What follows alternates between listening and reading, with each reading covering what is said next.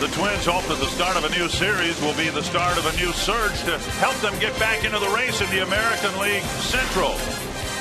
The Twins have lost 4 straight. As losing streaks go, it's just 4 games, a short streak, but a costly streak because they've lost 2 games in the standings. The Red Sox, meanwhile, have won the last 2 games against New York. They lead a very tough Eastern Division by 1 game.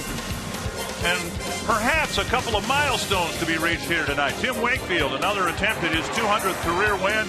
And for Jim Thome, 2 home runs away from an even more exclusive milestone, his 600th home run.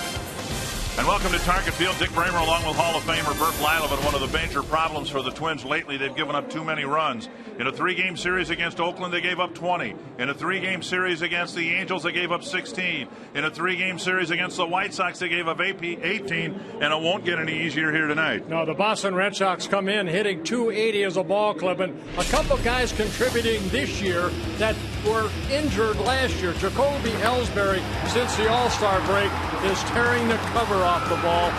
This guy can run. This is a guy you want to keep off the bases. He's leading off for the Boston Red Sox and having one heck of a year. And then in that number 4 spot, how many times do you see a 5'7" guy hitting 4th? But it's been Dustin Pedroia here tonight hitting in that cleanup spot. He has been red hot since the All-Star break. Very tough lineup for the Boston Red Sox. Both these guys probably a big reason why Boston didn't get into postseason last year. And the guy with the unenviable task of trying to control this Boston lineup is the guy who's pitched the best for the Twins since the All-Star break. Scott Baker will hope to get the Twins back in the win column tonight.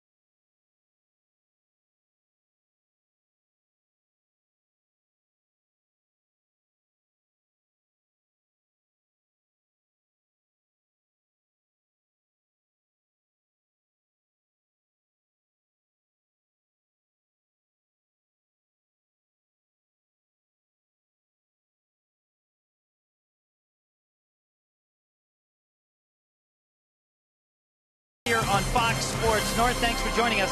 I'm Robbie Smikowski. Scott Baker takes to the mound tonight for the Twins, and he's the guy you want if you're trying to stop a losing streak like the Twins are. Yes, he had a rough outing last week in Anaheim, but look at what he's done overall the last 8 starts. An ERA under 2 and 5 wins in those, and the strikeout-to-walk ratio is a spectacular one. So Scott Baker takes to the mound tonight as the Twins look to snap a 4-game losing streak. The man he's opposing is knuckleballer Tim Wakefield tonight, trying for career win number 200. Will he get it? Find out next. Dick and Bert with First Pitch on Fox Sports North.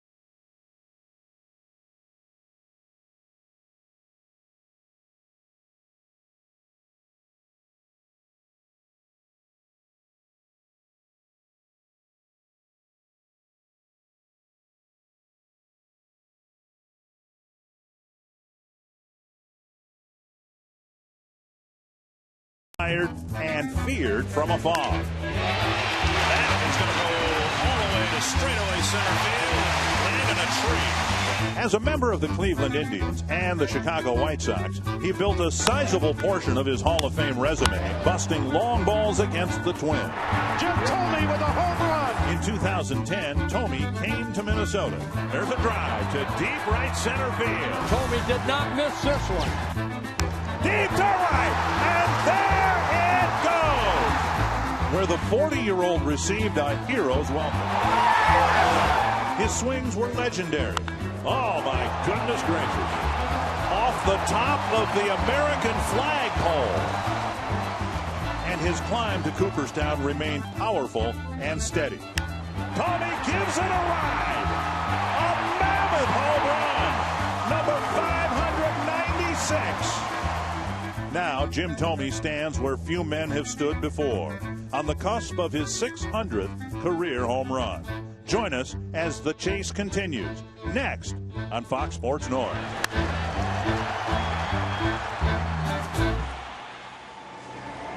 And Thome was shut out in the Chicago series, even though his former manager, Ozzie Guillen, said he'd love to have seen it, love to have been here for it. Thome not only didn't get the 2 home runs, he didn't get 1. Well, when he does it, you know, this guy's a gentleman. He represents the baseball as well as anybody. And Thome, hopefully, maybe get it tonight. You never know.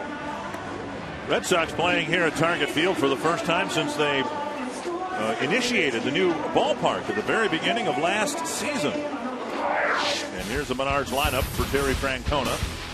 Jacoby Ellsbury, Carl Crawford, Adrian Gonzalez, Dustin Pedroia, David Ortiz, Jared Saltalamacchia, Josh Reddick, Jed Lowry just activated today, and then Marco Scutaro. And it'll be Scott Baker on the mound looking for his 9th win of the year, making his 21st start, his second against the Boston Red Sox. He worked in Boston when the Twins were there earlier this year. Coming off his shortest start, that 3rd inning where he threw 46 pitches, kind of put a damper on that outing, but the Twins ended up winning that ball game. And he's allowed only 1 home run over his last 8 starts, so doing a good job of keeping the ball in the ballpark. Northland Ford defense for the Twins. Delman Young on left, and Art Span at center, Jason Kubel in right. Danny Valencia, Matt Tolbert, left side of the infield. Luke Kadire on the right side, Mauer behind the plate. Tsuyoshi Nishioka becoming a daddy today. So he not in the starting lineup. They hoped he would be here in time for the game for substitution purposes later on tonight if needed. Nishioka's had a little baby girl here today. Ellsbury bluffs a bunt, takes a strike. Well, one thing going for the Twins, Scott Baker over his last 5 starts here at home, 5-0 with a .26 earned run average. 1 earned run in his last 34 1/3 innings here at Target Field. Fouled straight back. Ellsbury playing his first game here. If you can remember back that far, the very beginning of the season, Ellsbury was hurt when the season began last year, and here you see the splits for Baker, home and road. Yeah, very good. Look at the ERA at 1.78. 2 strikes. And up and in, ball 1. Yeah, Ellsbury, we talked about it in the open with Ellsbury and Pedroia, 2 guys that missed a lot of time last year. Ellsbury played in only 18 games for the Boston Red Sox, coming off a year back in 2009 when he hit over 300. Swing and a miss. And Baker, who had a terrible time getting a strike 3 pitch past the Angel batters at his last start, gets one here in the first at bat. Even Baker, you mentioned that after that start, I could not get that 3rd pitch by the hitter. They kept fouling it off. Well, good pitch right there. Baker on the year again, making his 21st start. 126 innings pitched, 116 innings, only 32 walks, 2 intentional, with now 116 strikeouts.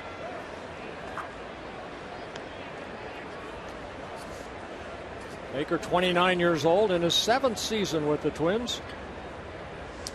See Baker with the brim of his cap shielding his eyes.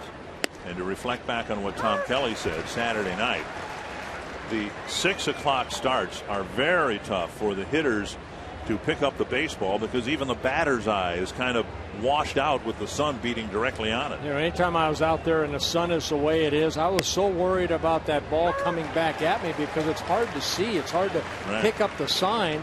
And then once you release that ball, yeah, you end up in the shadows, but for a split second there, you'd lose a flight of the ball yourself, letting it go. 1-2 to Crawford. And another strikeout. Well, maybe we're seeing in play here early on what we saw in the first 4 or 5 innings on Saturday night, where it's just really tough for a hitter to see the baseball. This looked like a little cutter, slider, working the outer half of the plate, a little bit of movement. And Crawford, reaching out and can't get it, so Baker starts off tonight with the first 2 batters striking out.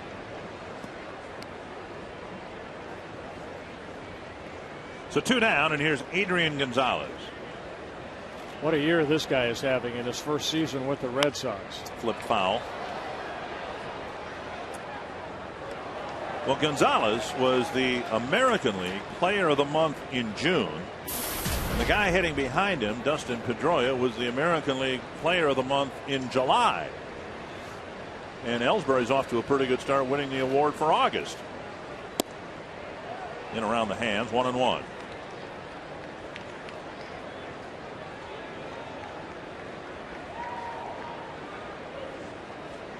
I think talking to some of the Boston people, they knew Gonzalez could hit. They're very impressed with his defense. There's a line drive base hit to right field. Kubel gets it back in. 2-out single for Gonzalez, and that'll bring up Pedroia. Such a level swing. Anytime you see a guy that is a career almost 300 hitter, you can see the breaking ball, same pitch almost that struck out Crawford. This time he just reaches out, and they say he does it so easy. He's not a guy that's real hyper. He just goes about plays to the game. Gonzalez leading the league in hitting. Ellsbury is 5th, and then Pedroia is 9th. Bouncer to short, and Tolbert fires to Plouffe. Dozen pitches in a scoreless first inning for Scott Baker.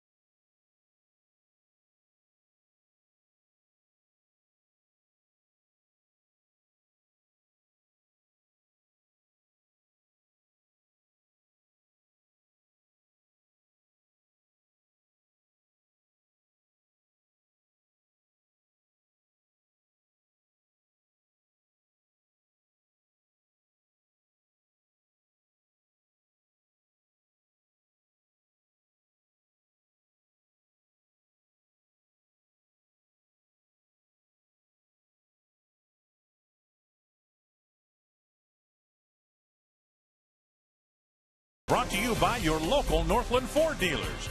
Visit your local Northland Ford dealer or go to northlandford.com. And by Menards. Save big money on all your home improvement needs at Menards. No score after a half inning. Joe Mauer licking his chops, waiting to take his swings against Tim Wakefield's knuckleball. Ron Gardenhire about the 500 mark against the Red Sox. There's Tim Wakefield, 44-year-old right-hander, knuckleballer, in his 19th major league season. His 3rd try for career win number 200 tonight. And there's a strike, and Saltalamacchia can't catch it. Span has been slumping since coming off the disabled list, and now you have to try to hit the knuckleball. Strike 2. It's maybe just what the doctor ordered. You know, in our conversation this morning, Dick, on our conference call, huge conference call, a huge one. Yes. Gets me out of bed every morning. I love it. But, you know, talking about Wakefield, Ron Coomer was talking about how do you hit the knuckleball. And I asked Ron, you know, what about a guy like Denard Span? Because he weights back so well, you know, we'll see him slash the ball the other way. You know, he said you have to get that barrel of the bat out a little quicker. I know Ron Coomer's down in that camera well, someone that had a lot of success against Tim Wakefield. We'll get to talk to him a little bit. One gone. Here's the Menards batting order.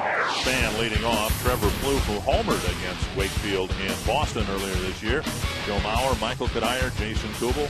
Jim Thome doesn't have many hits. He does have 4 home runs against Wakefield. Then Valencia, Young, and Tolbert. Well, Tim Wakefield making his 16th start, his 25th appearance. You mentioned third try for career win number 200. And the thing about Wakefield over his career as a Boston Red Sox, he has been so valuable to the staff. He'll start, he'll go long, he'll be the closer. He has 22 career saves. And look at the movement of that knuckleball. He looks like he's got it dancing tonight. My goodness. Twins, you know, saw him once last year outside here. Remember, so many years, a lot of his starts were in the Metrodome. Tap foul. Making his 14th start here in Minnesota, his 26th career start against the Twins. He has 14 wins, 7 losses against the Twins in his career.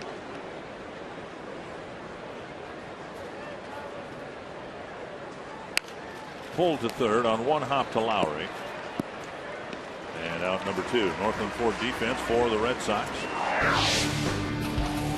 Harold Crawford in left, Jacoby Ellsbury in center, Josh Reddick in right field, Lowry, Scutaro, Pedroia, Gonzalez around the infield, and Jared Saltalamacchia behind the plate. Yeah, it's been J.D. Drew out in right field for Boston, but he's currently on a disabled list. And Reddick has done very well yes, in his stead. Yes, he has. So 2 down, and here's Mauer. Ball 1. The hitters who have tried to hit the ball here a little bit earlier with the batter's eye in the sun said it's hard to pick up the spin of the ball. Well, if there is no spin on the ball, maybe that won't be a problem. 1-1. Twins baseball brought to you tonight in Sony High Definition.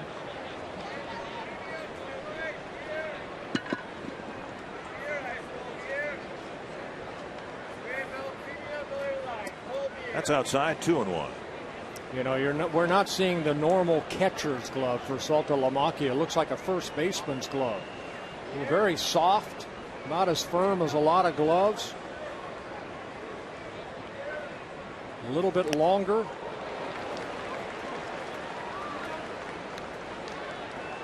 You know, 2-2. Over the years with Wakefield, he has sometimes had trouble finding a catcher to catch his knuckleball. Jason Varitek will catch him from time to time, but Bayer Varitek says, you know, I'd rather not catch that thing. On the ground on 1 hop to Pedroia, and Wakefield has a 1-2-3 first inning.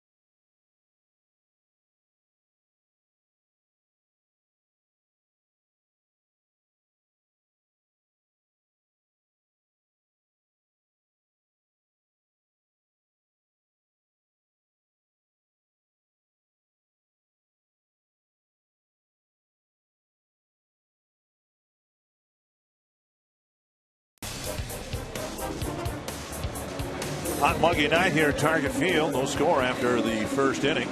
Scott Baker will face David Ortiz, Jared Saltalamacchia, and Josh Reddick.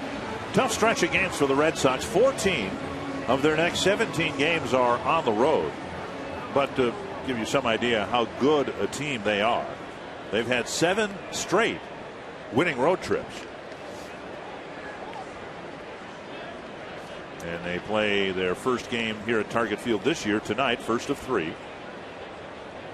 Yeah, the only time Boston plays here. I think the Twins. There's a first pitch swinging. David Ortiz gets a base hit. Second hit for the Red Sox. To say the Twins may play Boston more in spring training than they do in a regular season. There have been years where that's been the case. Yes.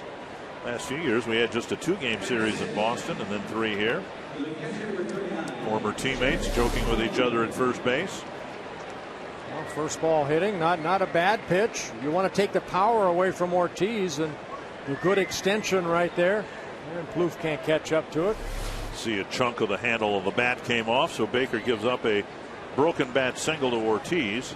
And here is Saltalamacchia.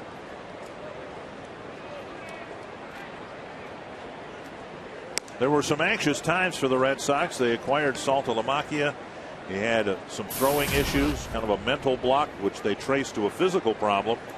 And now he's doing very well behind the plate and giving the Red Sox some representative numbers at the plate. Yeah, Saltalamacchia, #1 pick by the Braves back in 2003. Spent some time with the Braves in 2007 and then with the Texas Rangers in his second season with the Boston Red Sox. A switch hitter, hitting .268 from this side of the plate. 7 of his 10 home runs as a left-handed hitter. Swing and a miss, 1 and 2. Baker got a couple of strikeouts, swinging strikeouts in the first inning. And he'd love to get Saltalamacchia here. Baker admits that he's not 100%, but he says, hey, this time of the year, who is? He doesn't feel he's injured. It's just his arm is less than 100%. Well, you kind of go through a little bit of a fatigue after you get surgery on that elbow, but showing no signs of fatigue so far. His 3rd strikeout. And it was Reddick ending the game last night with a drive down the left field line. A nice little 5-hour ball game between the Red Sox and the Yankees, but what else is new? Well, now it was just 4 hours. There were 5 runs scored in the game. Here is Reddick. In years past, J.D. Drew has been injury prone yet effective. This year he's just been injury prone.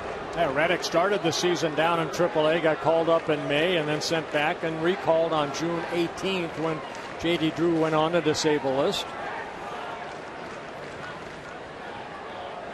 Outside, 1-1. Young man, just 24 years old, from Savannah, Georgia. Signed by the Red Sox in 2006. Drew was hitting just .219 in 233 at bats with 4 homers and 21 runs batted in. And Drew's in the last year of his deal with Boston, so door wide open for Reddick to win the job this year already. Yeah, that last pitch, good fastball right there. Right now, Baker, excellent control, hitting the corners, inside and out. There's J.D. Drew. 1-2 to Josh Reddick.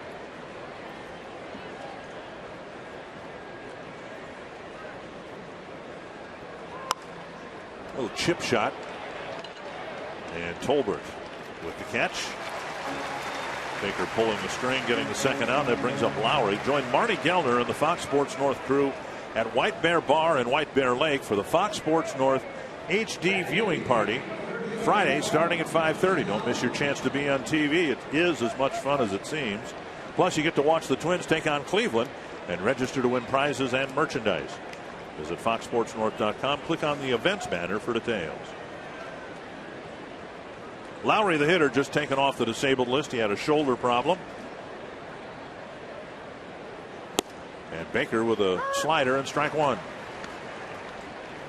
Yeah, the Boston Red Sox optioned out Randy Williams, a left-handed reliever, in their bullpen to activate Lowry.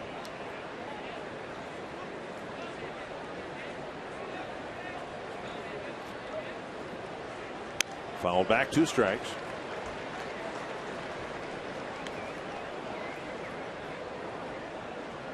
Lowry put on a disabled back in the middle of June. A sore left shoulder. Baker making his 5th career start against Boston, his first here in Minnesota. He came up in 2005. As you can see, there's 7 years and this is his 5th start. A lot of times you miss teams, but with the interleague play and the Twins not playing a lot of games in the Eastern Division, sometimes you miss a team for a whole season. Baker did make a start earlier this year, back on May 6th against Tim Wakefield, and the Twins won that ball game 9-2. Lifted foul back into the seats. Still 1-2. And that was the only game the Twins won in that 4-game series. It was the first game of that series.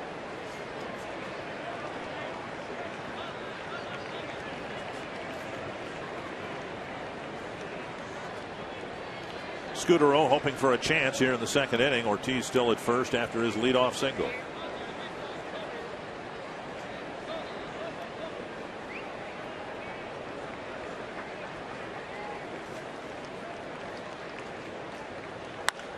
And a base hit to right. Ortiz will only gain 2nd base. So Scudero will have his chance after a pair of singles here in the 2nd inning.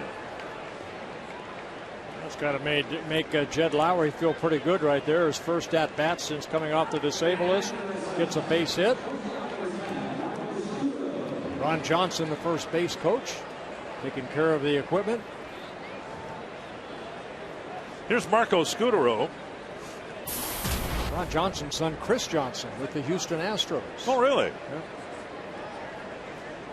Scudero, the answer to a trivia question: who was the first official batter here at Target Field? Marco Scudero. See, you got it. Yeah. All right, we already got our win tonight. All right. We get extra credit. Check swing. No swing. Ball 1, says Tim McClellan.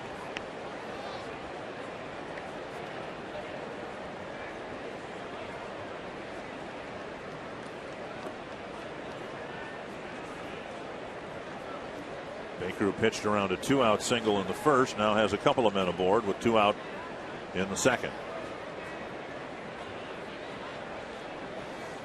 Scudero missed some time on a disabled list, about a month with a left oblique strain in his 2nd season with the Red Sox. Up the middle and through. Now Ortiz is going to be waved around 3rd. Span's throw to the plate, cut off by Kadire. It's 1-0. And now the runner tagged out at 2nd. Ortiz crossed the plate. The run counts. 3 singles in the 2nd. And the first run goes to the Red Sox.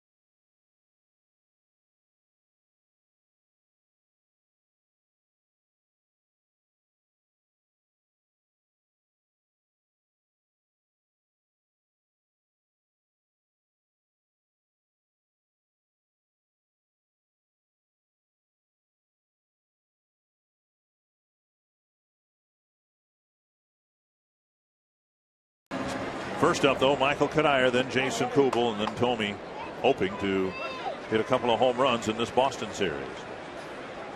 Kadire drives it to left. Hit well. To the wall. Crawford leaps and can't make the play. And Kadire goes to second on a ball that looked like it hit Crawford right in the middle of the glove. Yeah, sometimes that ball hits you in a bad spot, right in the center. Now Crawford went back, and I thought Kadire hit this out, but maybe a little bit off the end of the bat. Then you have to generate a lot of the power yourself, and Kadire able to do that. Crawford going back and leaping right there, had the ball in his glove, and it just fell out. They'll rule it a double for Kadire. Oh my, really? The ball definitely should have been caught.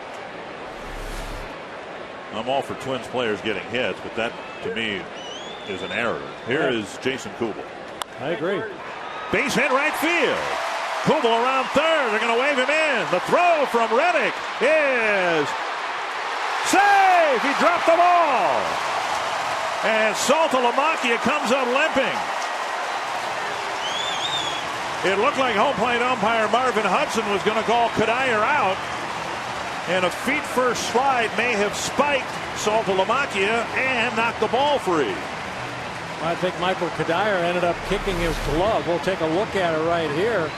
But Kubel going down to get that knuckleball into right field. Kadire hustling around third. Good strong throw.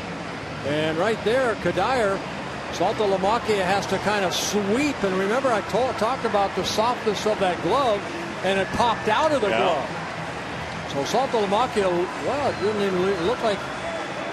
Yeah, you're right. Hudson was going to call him out, but it looked like Kadire got the plate before Saltalamacchia could tag him. And then in the tag right there, the ball popped straight up. Yeah, the tag was made on the left leg, but it looked like the right leg kicked the ball free. Right. On to second is Kubel. Now for Jim Thome. Checked his swing. Ball one. So an RBI single for Kubel, and just like that, in fact, 2 pitches into the inning, the Boston lead is gone. Well, these two guys have matched up a lot. 58 at-bats that Jim Thome has against Tim Wakefield. 10 hits, 3 career home runs. 2-0.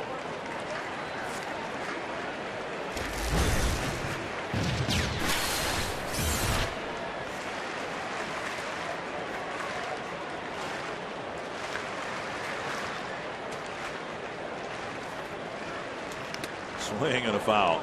I'm going to say when the count is 2-0, 3-0, 3-1, Wakefield will throw what's left of his fastball. But I don't think Thome, especially with first base open, is going to see any 78-mile-per-hour fastball. Well, they give Jason Kubel a base hit. An error goes to Saltalamacchia. No RBI then for Jason Kubel.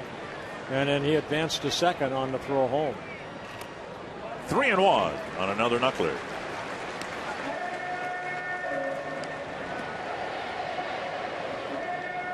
So 2 Twins hits on the first 2 pitches of the second inning. And we got a tie game.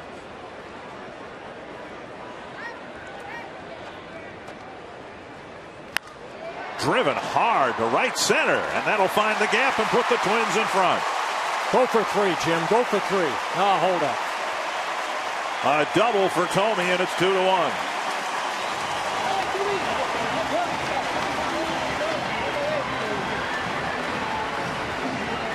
Hey, Ron Coomer, you know, you've had success against Tim Wakefield. Actually 9 for 24, 375 hitter. That ball left up a little bit, and you always said if it's up, let it fly. See her high, let her fly, boys, and that's what they're doing right now. You got to make sure the ball's up above your knee, because if it goes down below your knees, you're not going to hit it. It just dives down to the dirt.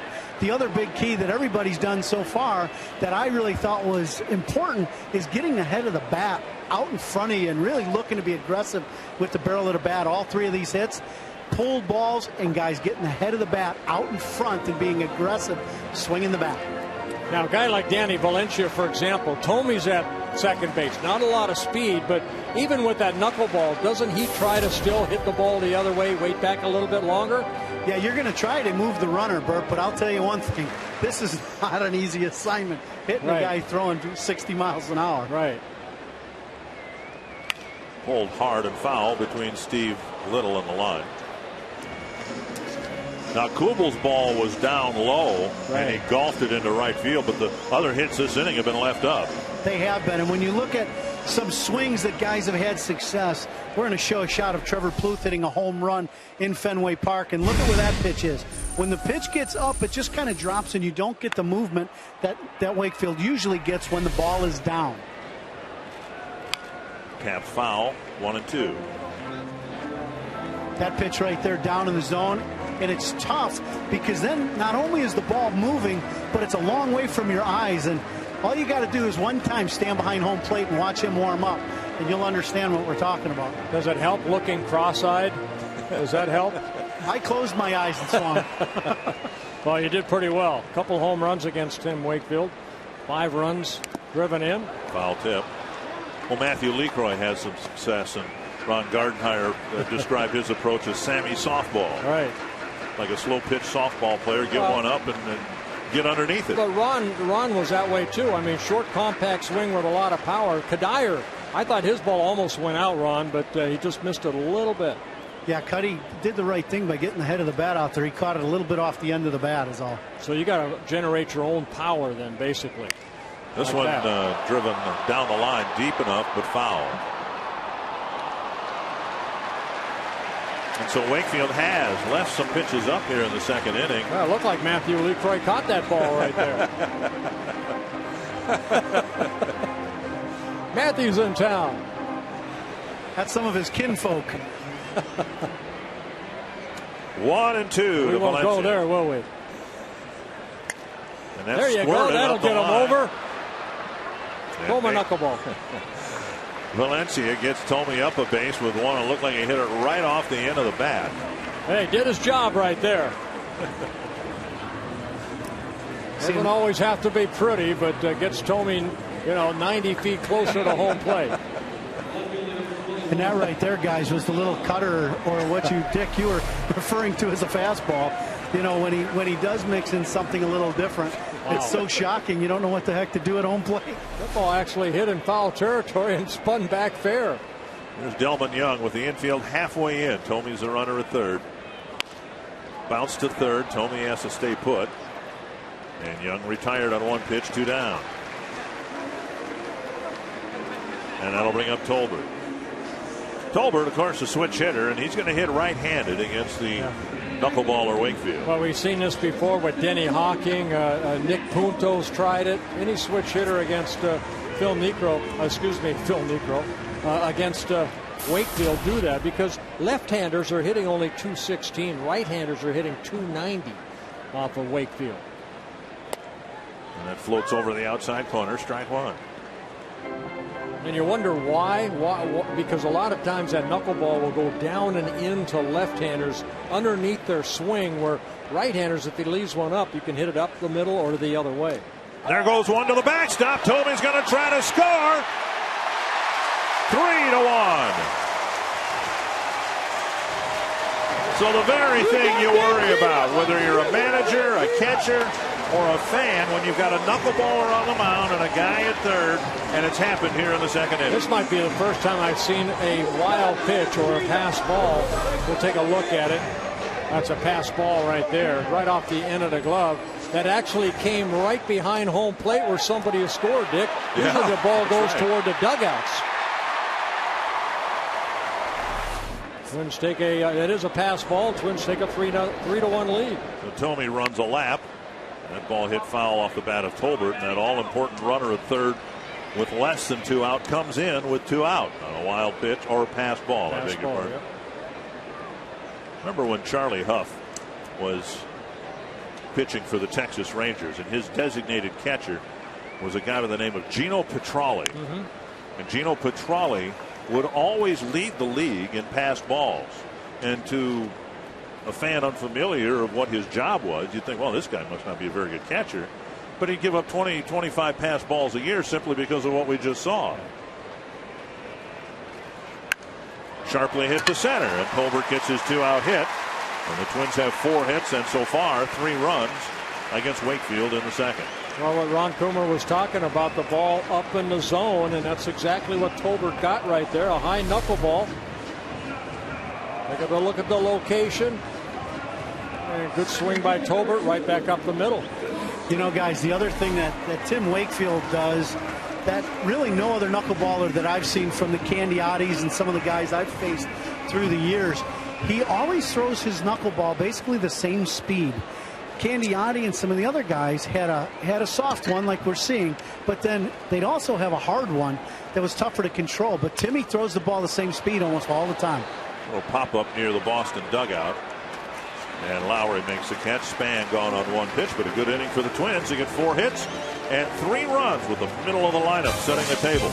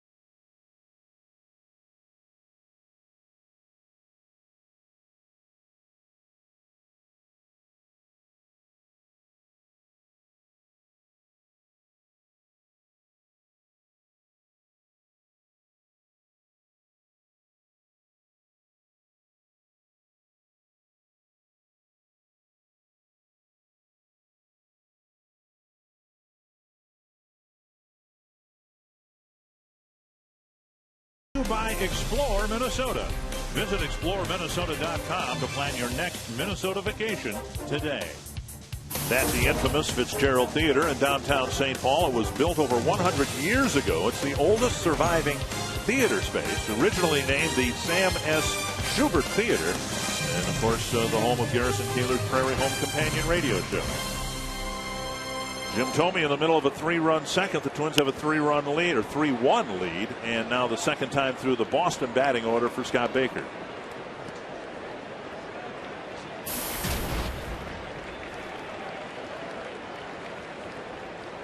Ellsbury struck out his first time up. Crawford struck out. He'll hit next, and then Gonzalez.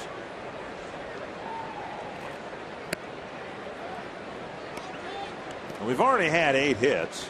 So whatever the issues were Saturday night, don't seem to be issues here in terms of seeing the baseball. Right now cloud cover over the field, so the batter's eye isn't as washed out. There's a little pop-up near first base.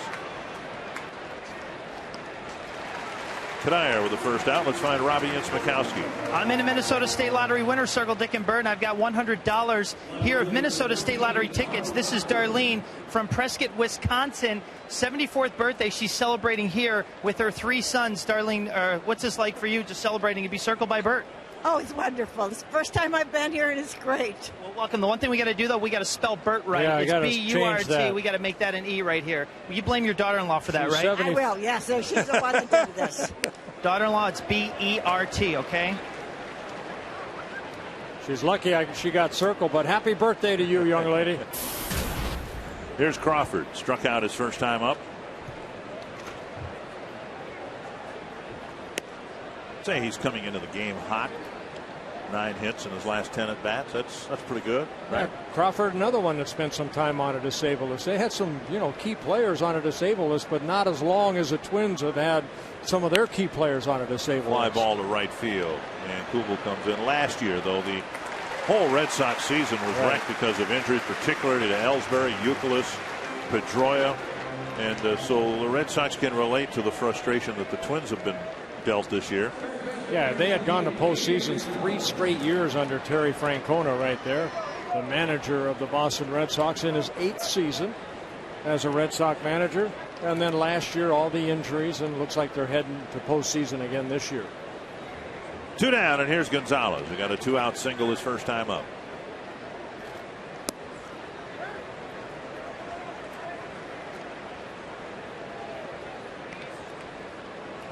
One strike to Gonzalez.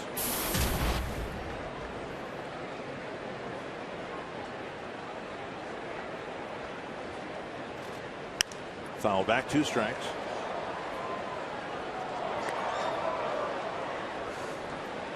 Baker doing a good job getting strike 1, 9 of 12 so far of the batters he's faced.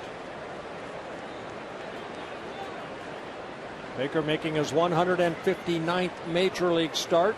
63 career wins, 48 career losses. 1-2. Baker, to me, has a tendency sometimes doesn't to bend his back and follow through, and that's why a lot of his pitches are up in the zone. A guy that really doesn't fly and use that hip to really kind of fall off the mound a little bit. And high again, 2-2. I almost see him stand straight up right there rather than bend the back.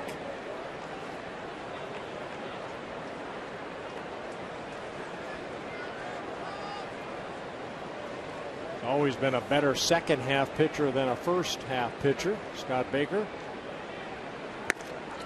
Another fastball up high to fill the count.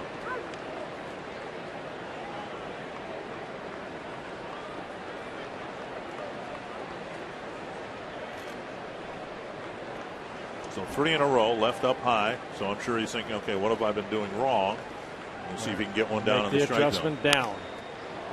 Hit well to the left field corner. Delman Young with the catch.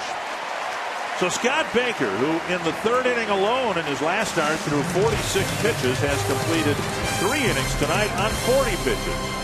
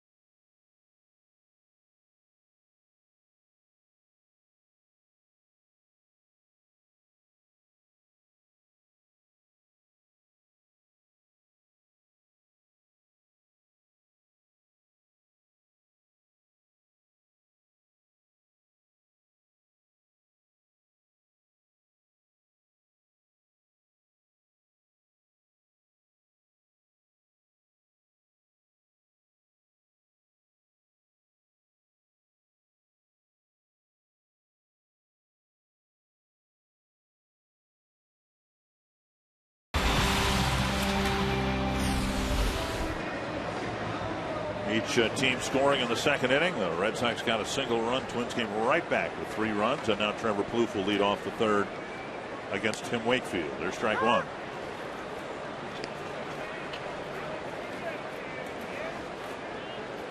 Twins kind of roughed up Wakefield when they faced him in May, but in his defense, he was not a regular member of the rotation then. He had spent the entire month of April pitching out of the bullpen, and then was kind of in and out of the rotation in May.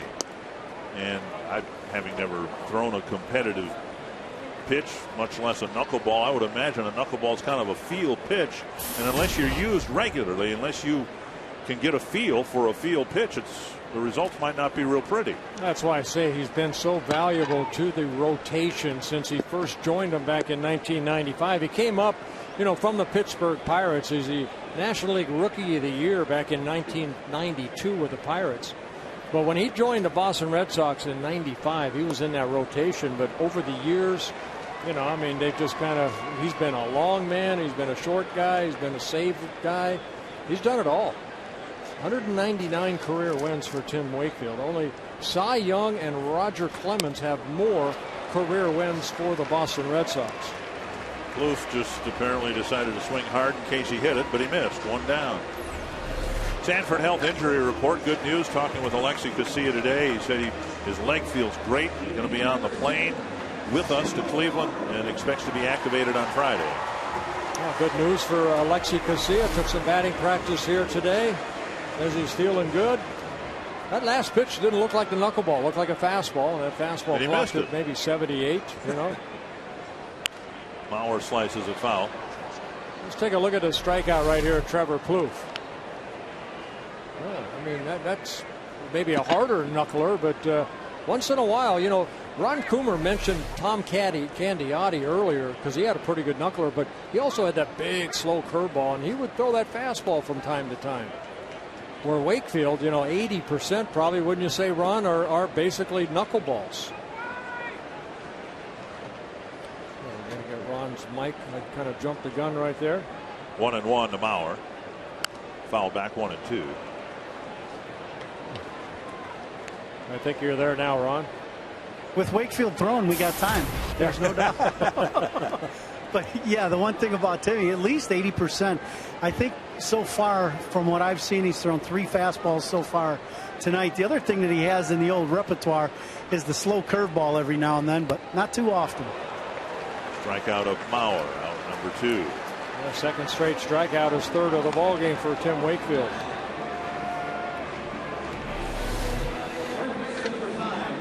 Look at that ball. My goodness. Well, if you've got high definition and with our Foxmo super slow motion, even from center field, you get some idea about how little rotation there is on the pitch. I always say you go out and try to catch a butterfly. Good luck. With chopsticks. Should give you a tennis racket, shouldn't they, to hit that thing? 1 strike to Kadire.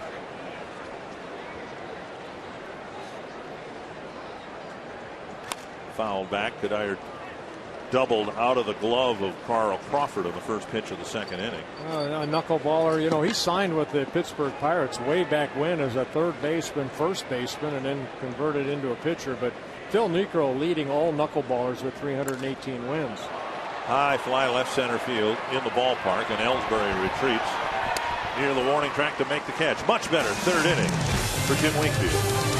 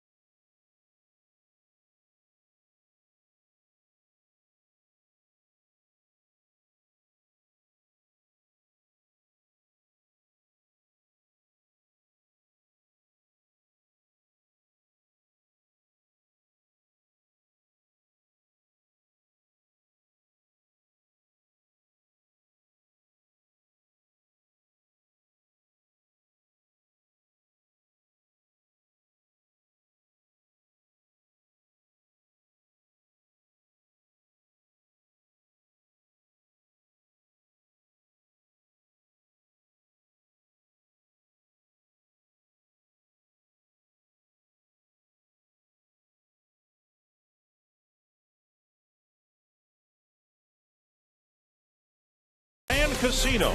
The best stories start here. By AT&T. And by Miller High Life. Miller High Life is proud to sponsor Operation Home Base. Give a veteran a piece of the High Life. 3-1, Twins in front, heading to the fourth inning. Hoping to end a 4-game losing streak. Pick up a half game on the idle Detroit Tigers.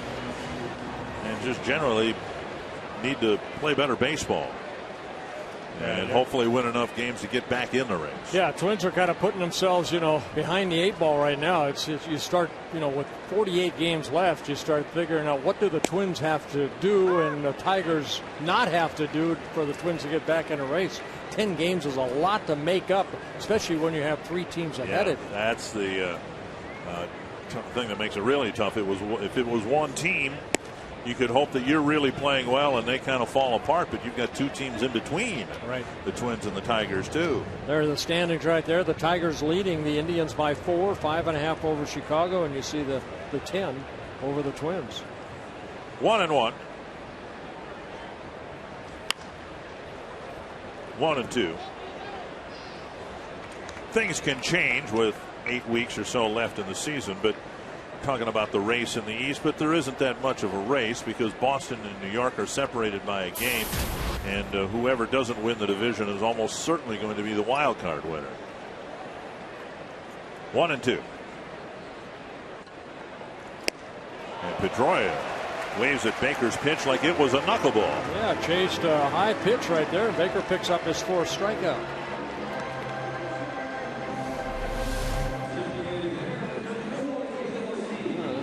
Little movement right there, and Pedroia swings through it. Here's David Ortiz. Ortiz with a single and a run scored his first time up. The Red Sox collected 3 singles to score the first run. And ball 1. But Ortiz has done it again this year, and by that I mean he's gotten 50 or more extra base hits again this year. It's the 10th straight year in which he's done that. For Ortiz, 29 doubles, a triple, and 21 home runs. Yeah, 370 career home runs for David Ortiz. Always been a very good hitter along with that power. Swing and a miss, 1-2. Ortiz already in his 9th season with the Boston Red Sox. Doesn't seem that long ago when Ortiz was a Twin back in 2002, his last season.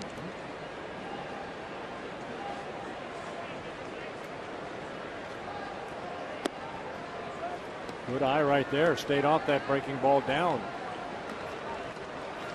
Not this year, but last year and the year before, he got off to such a poor start.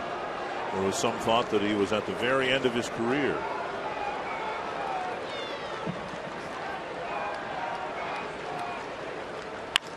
That's to left, and Delman Young puts it away.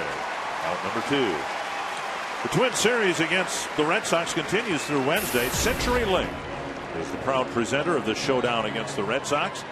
Limited tickets, including standing room only, are available for the final 2 games. You can call 800-33-TWINS or visit twinsbaseball.com and check on ticket availability. I always love people when they have to say, David Ortiz's career is coming to an end, and you don't know that man's heart right there. Yeah. He worked his tail end off to get a solid year last year. 32 home runs, drove in 102 runs, and off to another good start here this year. Saltalamacchia bounces it to Kanaya. And Baker has a 1-2-3-4. He's retired 6 men in a row.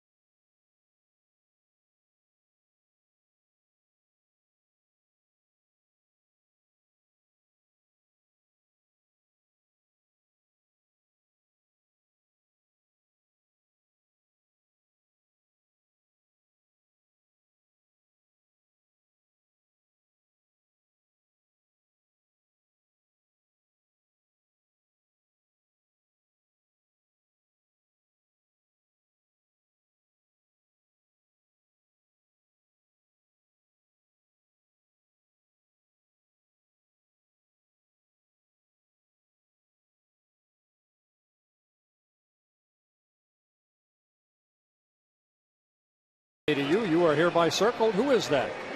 That's Ellen DeGeneres. Very nice. Happy birthday, young lady. Robbie's going to interview her in a couple of minutes. You can be involved in our Arby's Value Player of the Game contest. I hesitate to use the term contest because we're not giving away any prizes, but you can text the word value followed by a space.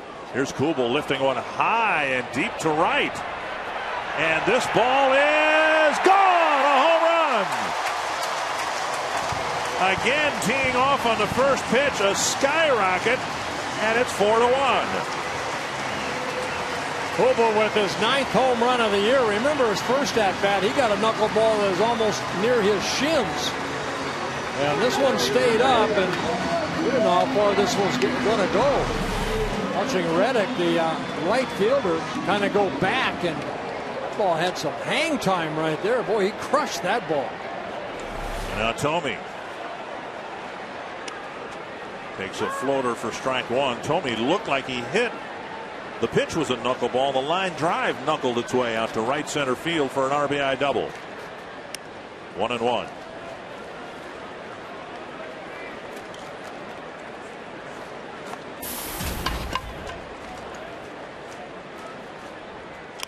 Foul back. Looked like Tomey lost the grip after he made contact with that ball of the bat. 50 pitches, 37 for strikes. And able to get ahead of 13 of the 15 batters he's faced so far. Sharply hit and off the glove of Scudero into left field. And if they gave Cuddyer a double in the second inning, they ought to give Tomey a single there. That ball was tattooed. Yeah, that might be Lowry right there, the third baseman. You're right. That was playing short. And they give him an error. That ball was smoked right there. To me, that's a lot tougher play than the one Crawford dropped. Yeah, I want the official score to go down and stand in front of this and see if he can stop this. Look at a little short hop. That ball ate him up right there. That should be a base hit. Instead, it's an error. Well, the Red Sox, their second error of the ball game. Here's Danny Valencia. Tomey aboard. He ran around the bases like he was 20 years old in the second inning. We'll see if the Twins can bring him around again here in the fourth. Pulled to third. Lowry to Pedroia, and now over to Gonzalez, and it's a double play.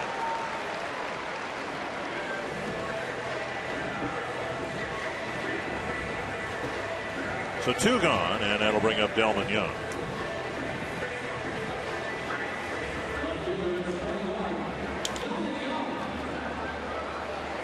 Delman on the first pitch hit a ground ball to Lowry.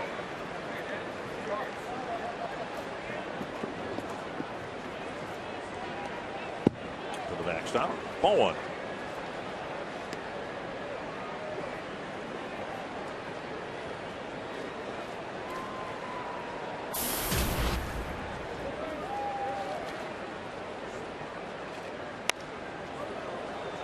And now a strike on the foul ball. Nice catch by the fan down there. Stood up, right in his hands.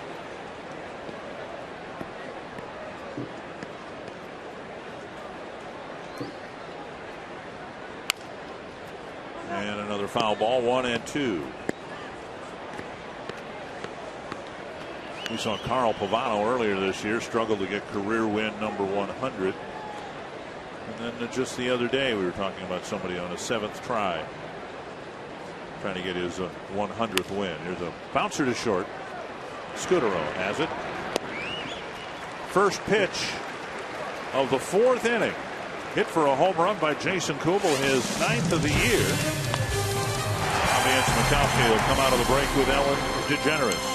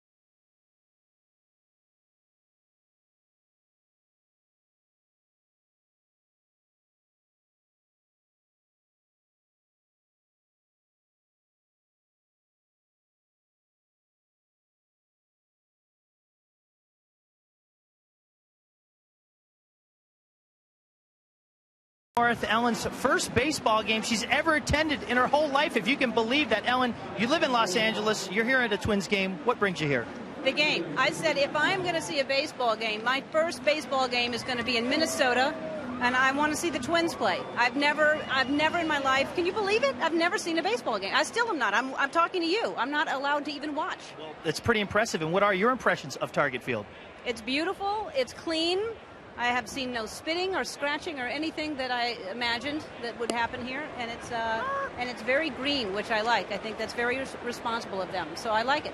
Now, one of our phenomenons here is being circled by Bert Blyleven. A lot of fans bring signs. What would it mean to you to be circled by Bert, given all the accomplishments you've attained in your career?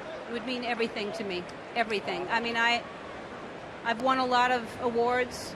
As you know, I've done very well in my career, but to be circled by Bert would be, it's not even just the icing on the cake, it's the entire cake. It's as if I just had a plate my entire life, didn't have any of the ingredients to make a cake or icing or even a fork. It would mean everything. Well, Ellen, I want to be the first to inform you, you have just been circled by Bert.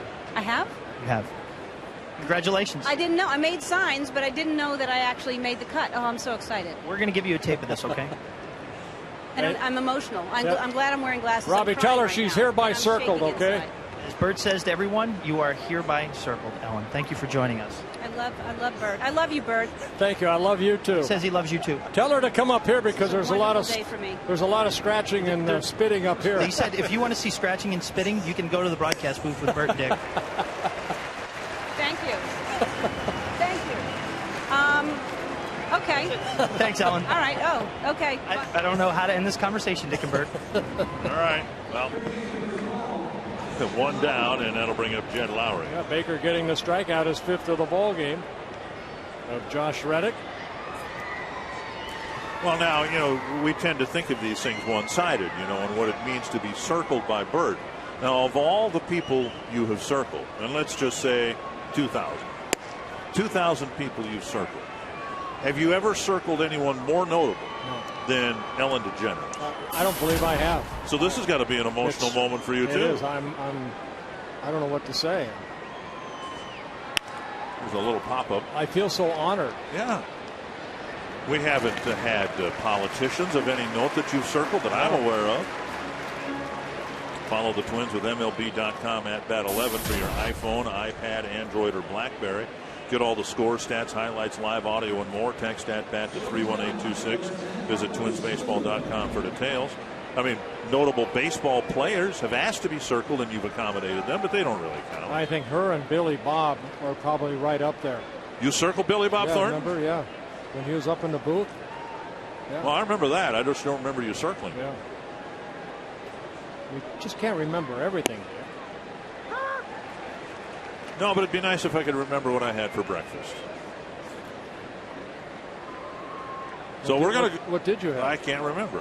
We're going to go with Ellen DeGeneres as the most notable person you have ever circled. I don't know. There's a lot of people, you know. I mean, we've circled people that are 90 years old. They've, you know, lived a great life, and you know that should in be terms right of up celebrity, there too. celebrity status. Yes. Celebrity sure. status. Yes. It is my honor, Ellen. Liner. Oh! Booth can't quite flag it down. And Scudero's aboard. Well, Scudero gets his second hit. Plouffe timed his leap perfectly, but just couldn't get that high. So taking that pitch the other way. Good piece of hitting right there by Scudero. Red Sox with their fifth hit of the ball game. And I guess notable that all five have been singles. Here's Ellsbury, who struck out in the first, popped up weakly to Kanayer in the third.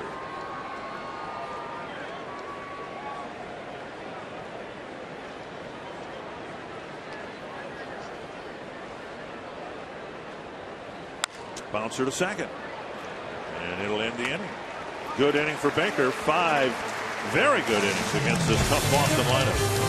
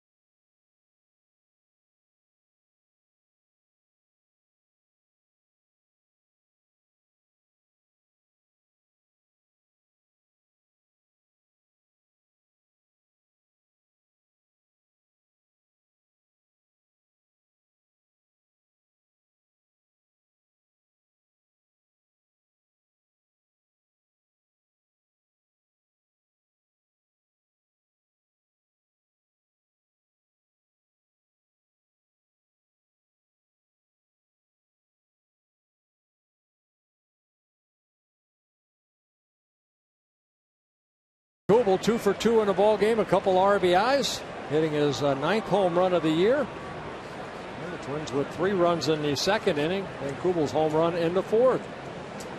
Number 9 batter Matt Tolbert will lead off against Tim Wakefield here in the 5th. Inside, ball 1. Well, the Twins with 5 hits, the Red Sox with 5 hits, but here's a switch. All 5 Boston hits are singles. The Twins have mixed in a couple of doubles and a home run. Tapper to short. Easy play for Scudero. 1 down. Great collector's item now available at Best Buy and the Twins merchandise outlets and at twinsbaseball.com. A compilation of the full broadcast of the 7 games of the 1991 World Series, along with a brand new documentary entitled Magic in Minnesota. They're packaged together. They're now on the shelves. Get this great collection and get ready for the 1991 reunion weekend. Again, all 7 games of the 1991 World Series and Magic in Minnesota will be available at Best Buy and Twins merchandise outlets and twinsbaseball.com. I have a question for you, sir. Make it easy. Okay. Now, they have these collections, all 7 games of the 1991 World Series. We have the set at home of the 87 World Series. I've seen games 1, 2, 6, and 7. I have yet to watch the games that were in St. Louis that year. Do you think most Twins fans are that way? If you have all 7 games and you're a Twins fan, would you watch the games that were lost in St. Louis or in the case of the 91 World Series Atlanta? I guess only if I, were tired of watching game 1, 2, and 6 and 7, then I would had some extra time. I'd watch 3, 4, 5, but some good games there. Yeah. Inside ball 1. 2 gone on the bottom of the 5th. Kathy, I'm going to say it's Zettervall from Golden Valley here with your sisters. There's the other one, 3 of them. Thank you for coming up to the booth. One of them's a Boston fan. Did you know that? Yeah, I know. That's the one that we didn't show. Yeah. She carried her Red Sox cap up here in the booth, and I took it from her till she's done on television. 1 and 2. We're not doing a very good job of scouting who comes up here. No, we had a White Sox fan up here yesterday. Yeah. Just because you live in New Hampshire, you have a sister, 2 sisters, live in Minnesota, you think you'd be loyal to your sisters. Off the tip of Scudero's glove, and Plouffe has a base hit. Takes a big turn, will hold up there with a 2-out single. Well, it was Plouffe that almost took the base hit away from Scudero. And then here, Plouffe hitting the ball sharply, and it's Scudero that almost took a base hit away from Trevor Plouffe. Watch the timing right there. Just couldn't get up high enough, right off the tip of the glove. How did Ron Gardenhire put it? A knuckleballer can screw up your swing. Maybe Wakefield's knuckleball will unscrew up our swings. Twins didn't get much done offensively against the White Sox, and they've hit a lot more balls hard here tonight against Wakefield than they did all weekend long. Ball 1 to Mauer.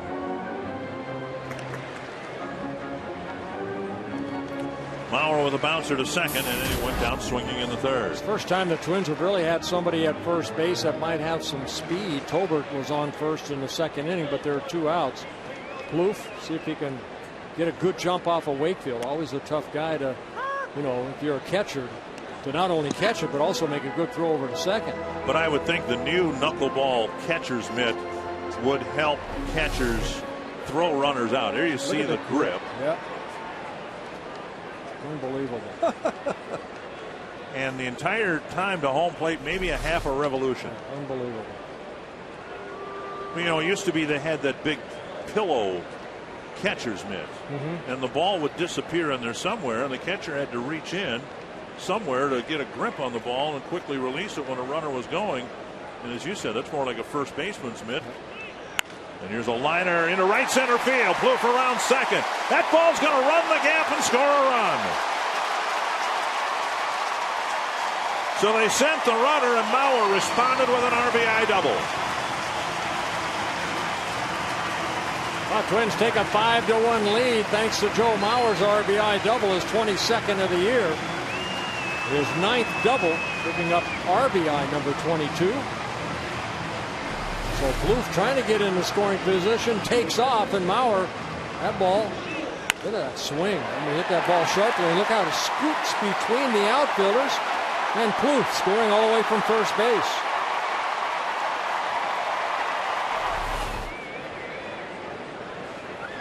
Here's Kadair, 1 for 2.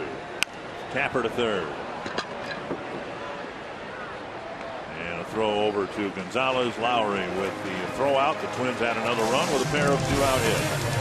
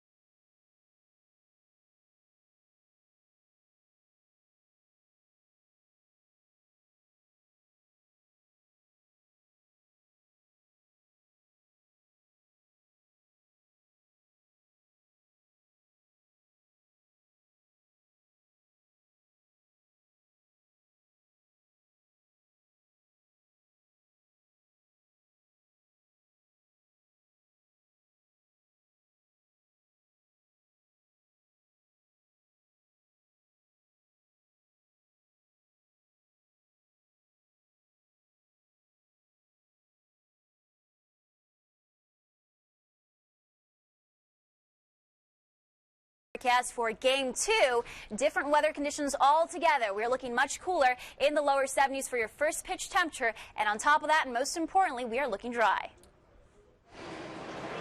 Very nice. The forecast very nice for the next couple of days here. The air is going to dry out a little bit. Scott Baker now with a 4-run lead pitching to the Red Sox in the 6th. A good pitch count for Scott Baker, 61 pitches after 5 innings.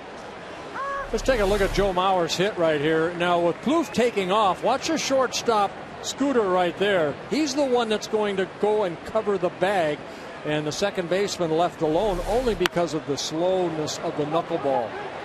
This one driven to center field, and Crawford can fly. He's got 2 and wants a third base. And he'll reach with an opening triple.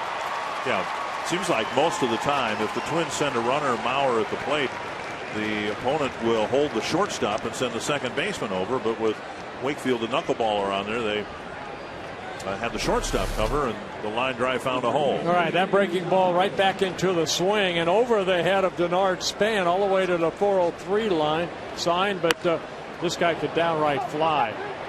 Crawford with his 5th triple of the year, and for the Boston Red Sox, their 24th. So now Adrian Gonzalez will hit.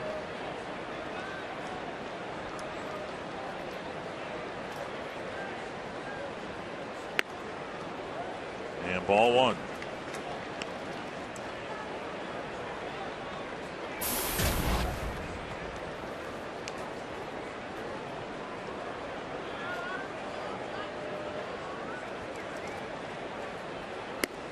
And a strike on the outside corner.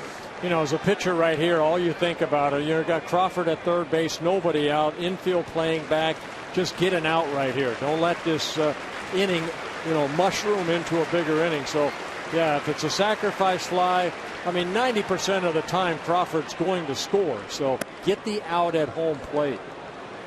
2-1. Especially in a 5-1 ball game. If it's 1-0, then you change your thinking maybe a little bit about how you're going to pitch this guy. You want a strikeout or a pop-up. But here, you just need an out. And you don't want an inning to mushroom on you. It's 3-1. And you don't want to walk this guy. No walks for Baker so far. 5 strikeouts. This Boston ball club can put some runs on the board in a blink of an eye. High fastball would have been ball 4, but it's strike 2. Yeah, Gonzalez, you know, getting out of his swing right there. We saw Dustin Pedroia strike out in his last at bat. Right there. Good high fastball.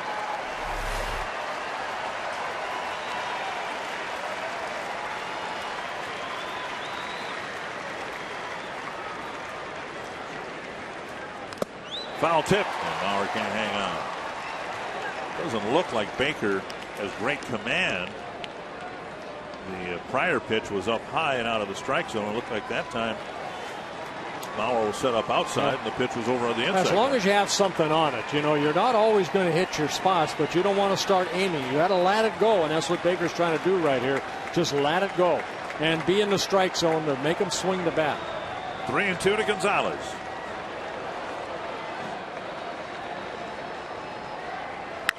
Lifted to left, short left. Crawford can run, Young can throw.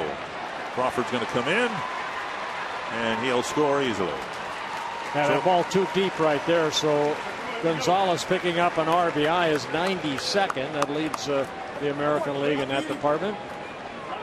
So that's the out right there. Again, triples, leadoff triples are going to score, so just get the out, and Baker's able to do that. Now it's a 5-2 ball game. Here's Pedroia. Pedroia with a bouncer to short and a strikeout.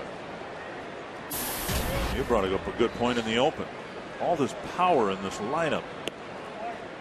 Gonzalez 18 home runs. Ortiz 21 home runs. Youkilis not in the lineup tonight, and Pedroia is hitting 4th at 5'7", 8. 4. Well, we're still talking about a guy we showed you. He's hitting 400 since the All-Star break. Roller up the middle for a 1-out single. And Ortiz coming to the plate. Arby's and Fox Sports North giving you a chance to win a trip for 2 to Fort Myers, Florida. Pick up an Arby's. It's Good Mood Food code card every Friday at any participating Arby's. And log on to foxsportsnorth.com. Click on the Fan Zone tab and enter the code for the chance to win. Got to be a member of the Fan Zone. That's free. You've got to be 18 or older. Visit foxsportsnorth.com for complete contest details. You know, Dick, I just like the way that Dustin Pedroia plays the game of baseball. He plays the game hard, day in and day out. And he's had some good years already in a Boston uniform. Rolls away from Mauer. Pedroia stays put. Ball 1 to Ortiz. It was Pedroia who won the league MVP the year before Justin Morneau won his. Yeah, Pedroia, the American League Rookie of the Year in 2007, and then the next year winning the MVP. 1-0.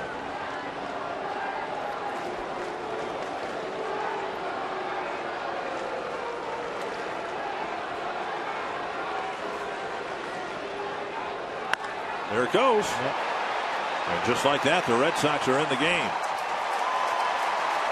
So a 3-run 6th has made it a 5-4 ball game.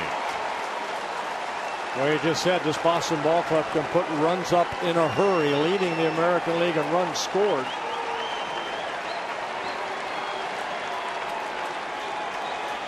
And for David Ortiz, his 22nd home run of the year, a 2-run home run, makes it a 5-4 Twins lead. High fastball, pretty much right there. And Ortiz still, with all his power at 35 years old.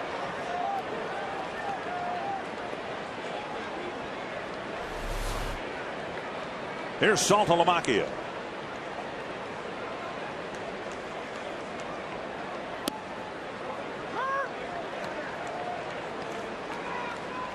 Saltalamacchia struck out in the 2nd and hit a ground ball to first in the 4th.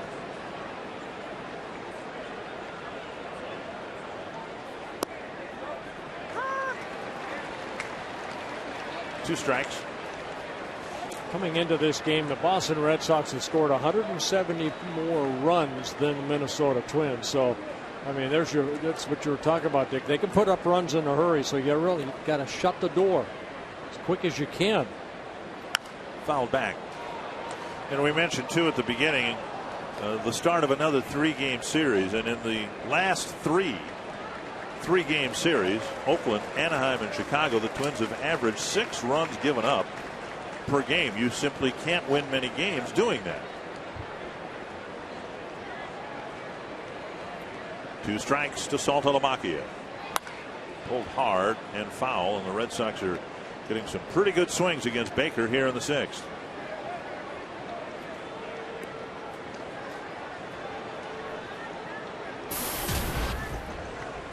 This Boston lineup, this Red Sox team, they've absolutely owned the New York Yankees this year. They took 2 out of 3 against the Yankees in the series this past weekend. They've already won the season series 10 games to 2. There's a tie ball game. Saltalamacchia golfs one deep out of here. It's 5 apiece. On an 0-2 pitch. Yeah, Scott Baker, who came into this ballgame over his last 8 starts, allowing only 1 home run, gives up back-to-back home runs here in the 6th inning. Saltalamacchia with his 11th home run of the year. And this is an 0-2 pitch. And Saltalamacchia, too good a pitch right there. A golf shot, like you mentioned. And we have a tie ball game. So that causes the bullpen to activate for the Twins. Here's Josh Reddick, who's 0 for 2. So a triple, a sacrifice fly, single home run. And Rick Anderson's going to come to the mound here with 1 out in the 6th.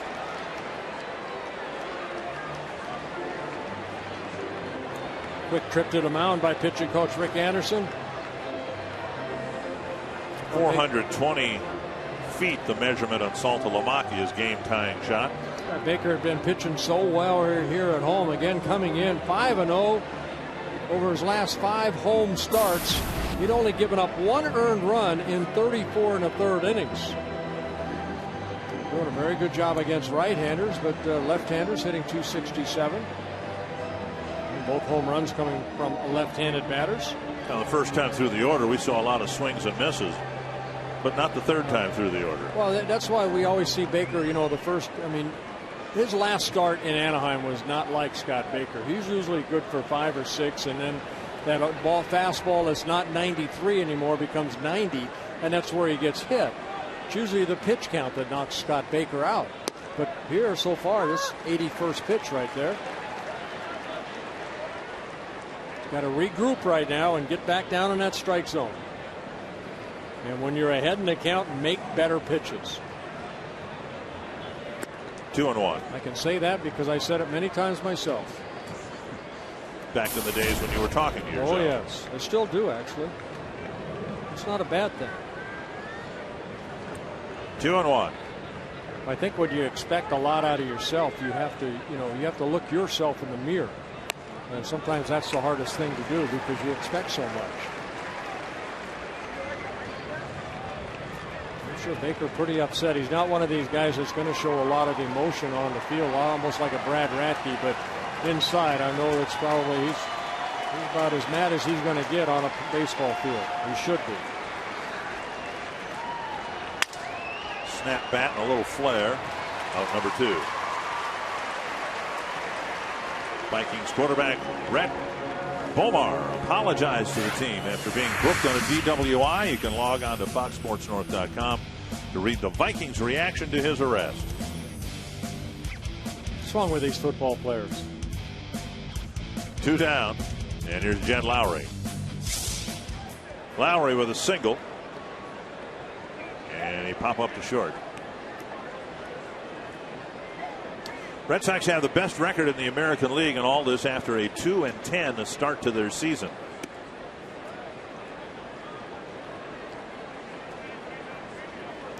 Ball 1.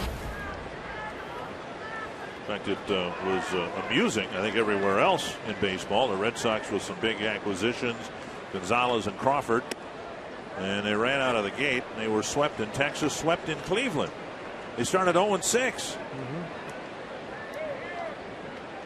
Well, we see it again, Dick. You know, you add a lot of new faces. It takes time to sometimes feel comfortable. You want to impress your club so much. And, you know, Crawford and Gonzalez such a big part of this offense for the Boston Red Sox. And you're coming to a town that's expected to win. Crawford went through that. You know, he played on some good teams in St. Petersburg for the Rays, but wasn't under the microscope like he was in coming to the Red Sox. Well, Fouled back 2-2. For the first time, they signed huge contracts. So, you know, sometimes when you sign a huge contract, you think you have to get better than you already were. And all Boston wants is Carl Crawford to be Carl Crawford the way he was in Tampa Bay, and Gonzalez to be Gonzalez the way he was in Texas and also San Diego. 2-2 to Jed Lowry. Hit hard over the head of the first base coach Johnson. See, I think what we're seeing right now, not that bite on Baker's pitches, because now they're making better contact. You mentioned the first 2 or 3 innings, he had that little extra, but now the breaking ball just kind of hanging there, and we're seeing a lot of guys hit the ball sharply, but foul right there off the bat of Jed Lowry. 2-2. Foul off of Mauer, and that staggers the catcher a little bit. And for the CenturyLink high-speed pitch, well, let's just show the Scott Baker side. We don't need to embarrass Tim Wakefield. We got 98 on Wakefield and 93 on Baker. 73 on Tim Wakefield. And that was his fastball, 73. Hey, whatever it takes. Looking for career number 200 in his career. Win number 200. Bauer taking that one off the jaw. And Lowry stands in to face another 2-2 pitch.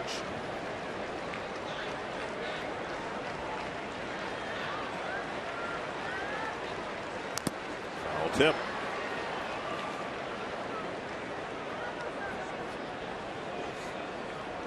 Thirty pitches already this inning for Scott Baker.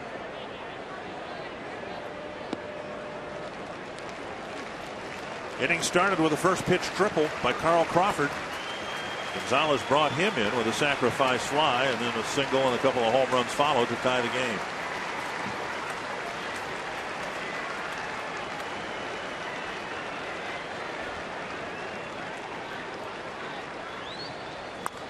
That's down the right field line with a little hook. And again, that breaking ball doesn't have a lot of bite to it. It just kind of hung right there and allows Jed Lowry to get the barrel of the bat on it. This might be the fatigue in that elbow area where Scott Baker's just been, you know, feeling that. That ball just kind of spun right there. You can almost see if we were to take that pitch and compare it to the first inning slider, the break in it seems almost cut in half. Right. See Rick Anderson watching Baker very closely with the counter. High pop-up short center field. Span comes in. The Red Sox are done in the top of the 6th, but they hit a couple of home runs, score 4 runs to tie the game.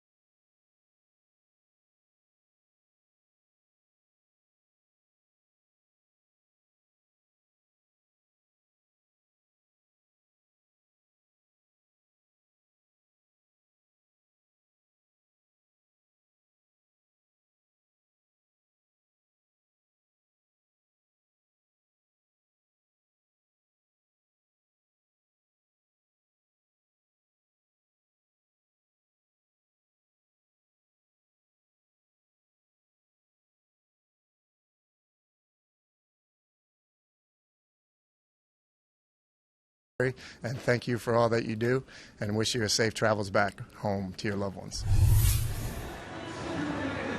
Tune into Fox Sports North Sunday, August 14th. Operation Home Base presented by Miller High Life. Marty Gellner visits the 119th Air National Guard Base in Fargo, North Dakota for an inside look at drill training, plus how they help those overseas and in their own backyard. New life for Tim Wakefield. He was down 4 runs. Now the game tied. Jason Kubel will lead things off. Got a couple of hits against Wakefield already. And he grounds the first pitch just wide of the bag. Now he's hit the first pitch in the second inning for the RBI single. And then he hit the first pitch in the 4th inning. Hit his 9th home run of the year. And right there, I mean, swinging at the first pitch. Well, if it's sitting why not? right, you know what it's going to be. If it's sitting right up there, if it's going to be the best pitch you think you're going to get. It looked like he tried the fastball right there, down and in. 1-1. At 72 miles an hour.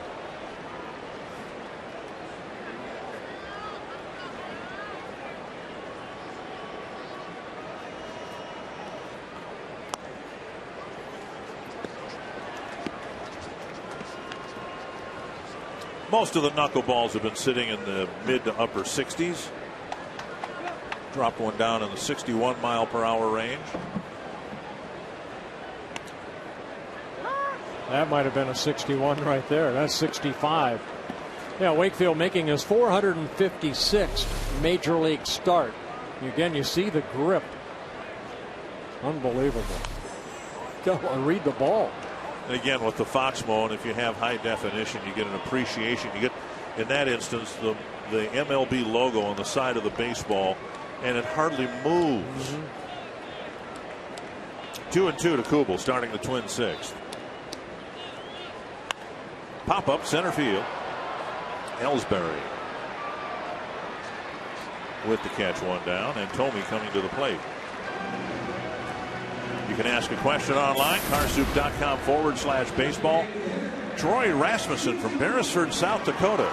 Jim Tomey has 598 career home runs. How many career hits does he have? 2,258 career hits. That's a lot of non-home runs.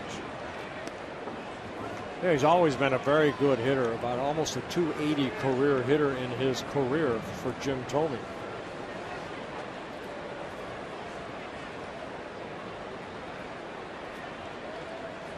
Outside. Beresford, looks like it's down around the Sioux Falls area. South of Sioux Falls. Almost down into Nebraska. Foul back.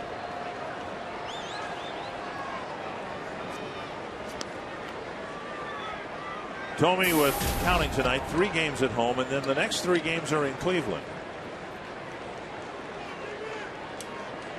2-1. Ripped to right, and right at Reddick. Very well hit ball, and Tomey's hit 3 balls very sharply here tonight, but all 3 have been kept in the ballpark.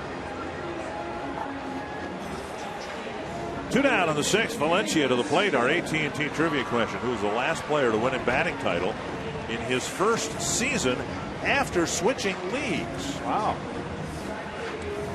Well, do you have to go back so far as Frank Robinson, who won the Triple Crown in 1966 after coming over from the Reds? I'll go Frank Robinson. I don't know what the answer is, but I know he did it. Give me time to guess. Okay, 1 strike to Valencia. Pounded foul, 2 strikes.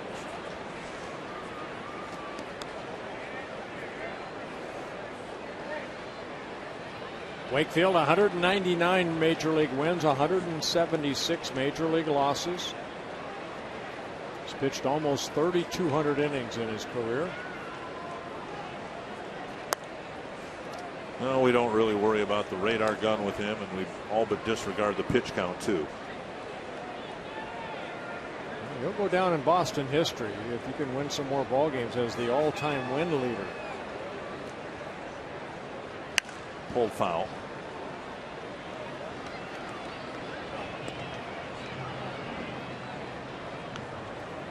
Already the all-time innings leader in Boston Red Sox history. Second in strikeouts, only to Clemens.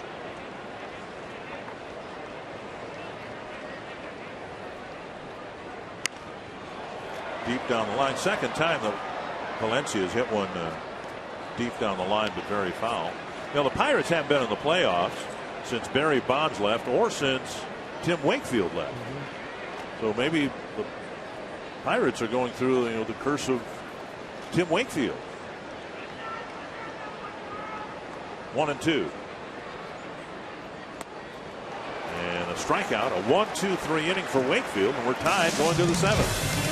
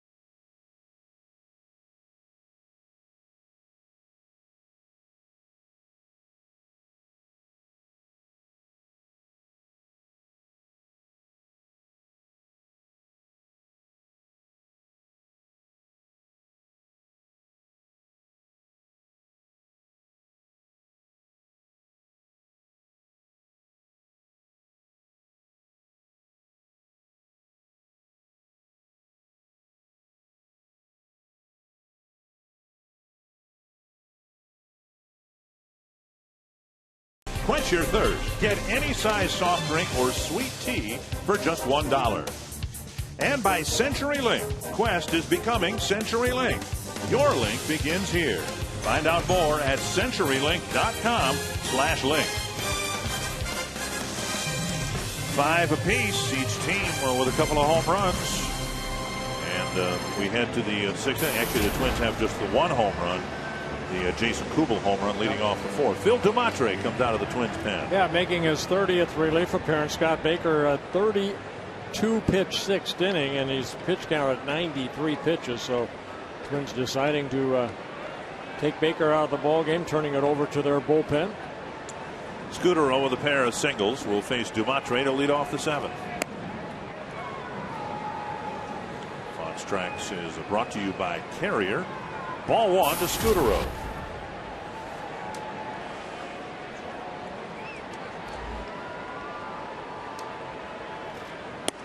And down the middle, a strike.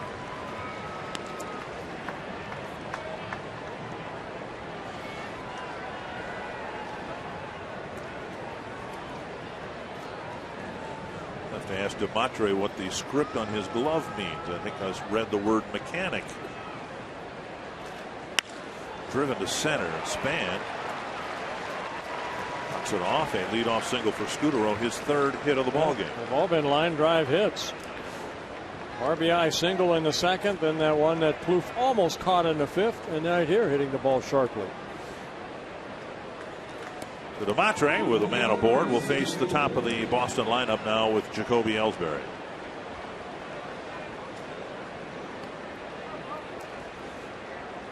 Ellsbury held hitless, has not gotten a ball out of the infield yet. You know, a lot of times players will put things under their bill or their hat, you know, or on their glove, maybe right. The mechanics, meaning, you know, hey, always go back to basics. You know, whatever the basics are for Phil Dumatre. Just a little reminder, I played with guys that used to put concentration. You don't think. Every time you see that, you refocus. I know that because I was the one who wrote it. Oh, I used to write other things in my glove too, and I can't repeat them. Right on the thumb of his glove, it says mechanic. Not mechanics, but mechanic. Oh, maybe a nickname? Turn it. Nice knockdown by Plouffe, but that's all he'll do. Went to his right, dove, and knocked it down. The Red Sox are starting the 7th now with a threat, back-to-back singles. Boy, I mean, hit this ball sharply. You know, Ellsbury hit this ball sharply, but you know what? I mean, it's a difference about, you know, maybe a foot as far as maybe turning the double play. That ball's a little closer to him. He can get it, dive right there, and flip it over to Tolbert. Would have been a tough double play because Ellsbury gets on that line pretty quickly, but would have for sure gotten the Scudero at second base. Instead, it's an infield base hit for Ellsbury, his first hit. Crawford tripled to start the 6th, and by innings end, the Red Sox had tied it at 5. So DeMatre is working himself into a big mess here. Approaching the middle of the Boston lineup. We'll see if Crawford's asked to bunt right here. Down low, ball 1. Orioles won't come all the way back on the White Sox, leading Chicago now 6-5, bottom of the 7th. Crawford's had only one sacrifice so far this year. Boston does not sacrifice a lot, only 13 on the year. Crawford obviously a lefty, so is Gonzalez. Caps might be warming up for the Pedroia at bat, which almost seems inevitable here in the 7th.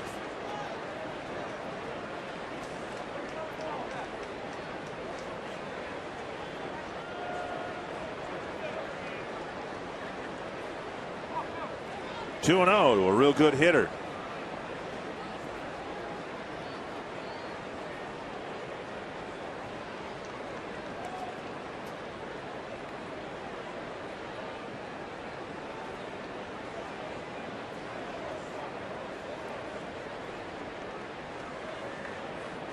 Dyer creeping in from first.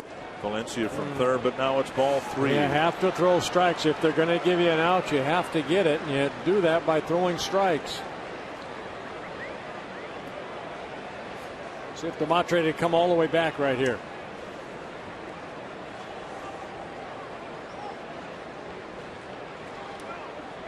Gonzalez on deck. DeMatre trying to dig himself out of a hole. At the knees, 3-1. Well, you almost have to do it again. So Tim Bogart, the third base coach, looking at Terry Francona to see maybe, you know, let him swing away right here. You would think it'd be another fastball. Crawford fast enough to likely stay out of any double play.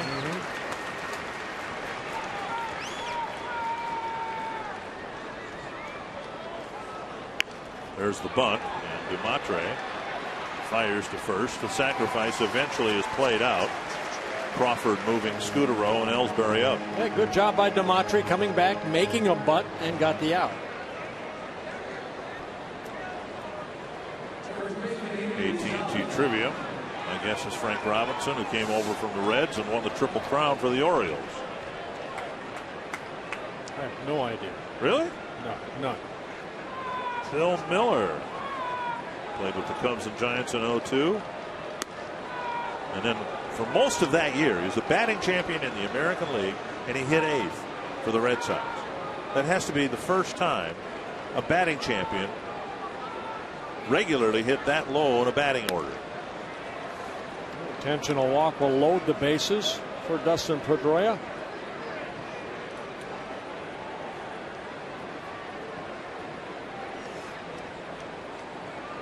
Matt Capps loose out in the bullpen.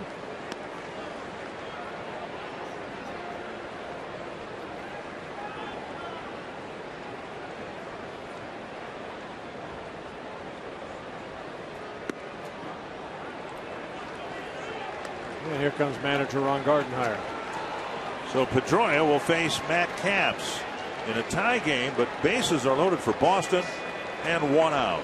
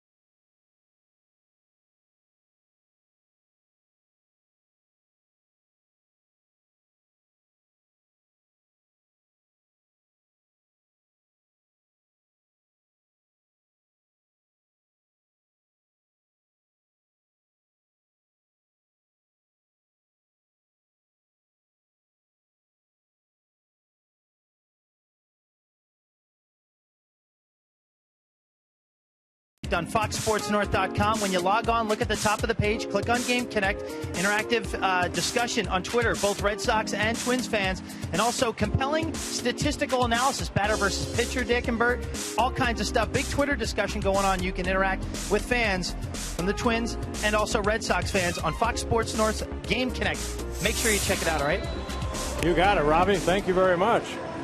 Bill DeMatre out of the ball game, hoping that Matt Capps can keep his ERA from spiking up, among other things. Maybe induce a double play right here off the bat of Dustin Pedroia, who's hit into 8 double plays on the year. But Matt Capps needs to keep the ball down in the strike zone. A sinker slider type pitcher. So Capps' 48th appearance. So Scuderi's at third, Ellsbury is at second, and Gonzalez is at first. Pedroia is 1 for 3, a single and a run scored his last time up.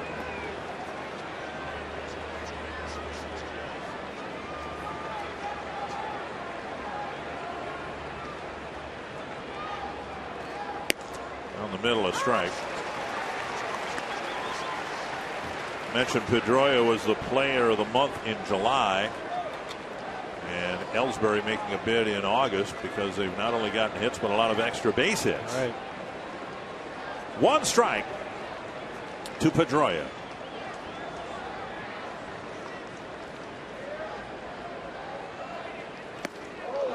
And he almost stepped into it. That pitch was, well, from up here, it looked like it was right over the inside corner, high, but not that much inside at all. Well, you got some hitters that, are divers. They want to move over the plate, and you see Pedroia, that ball ran in on him. Did have a little run on it. Yep. 1-1. See, Mauer's target was set up, down, and away. Now see if they go back inside again, or they try to go away. Watch Mauer move at the last second. Ooh, and he jumped on that fastball that was up. Fouled it straight back. Well, they breeze you up and in, and then you get one up over the plate. You really want to try to cream it. Pedroia gave it a big rip.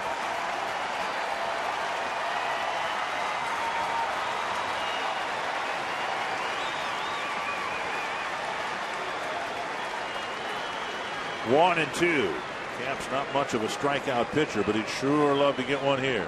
And now he wants to talk with Mauer about it.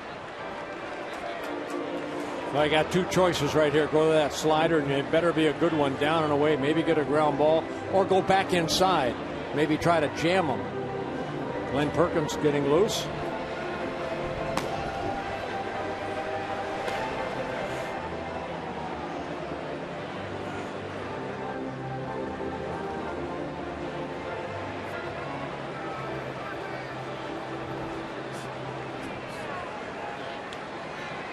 With Ortiz lined up behind Pedroia, Capps might be asked to just get the one man here.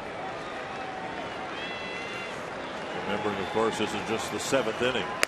Up high, 2-2. Pedroia does lead the Boston Red Sox in striking out 71 times on the year. So one shoulder high taken for ball 2. Bounce to third. Valencia to second. Relay to first. Double play. They got the double play. Plouffe hung in there at second base to turn it, and Capps gets the job done. Time for the 7th inning stretch, brought to you by Medica.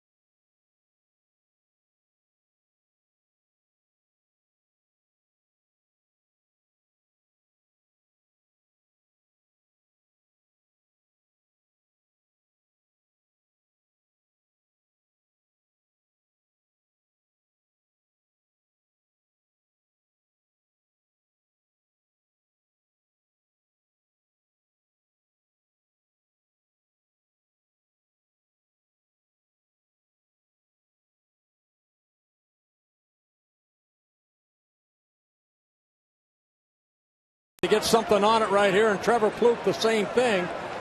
And he got that ball quick enough over to Valencia. Watch the bang play. And the Twins get a double play right there, a huge double play. Elman Young swings at the first knuckler from Tim Wakefield. Good job by Matt Capps right there, getting the ground ball. Let's see what the Twins can do now here in the bottom of the 7th against Wakefield. Young has not hit him hard at all. A couple of weak ground balls.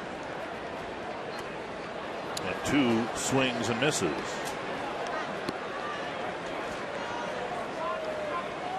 Oh, and 2. Young, Tolbert, and Span here in the 7th inning.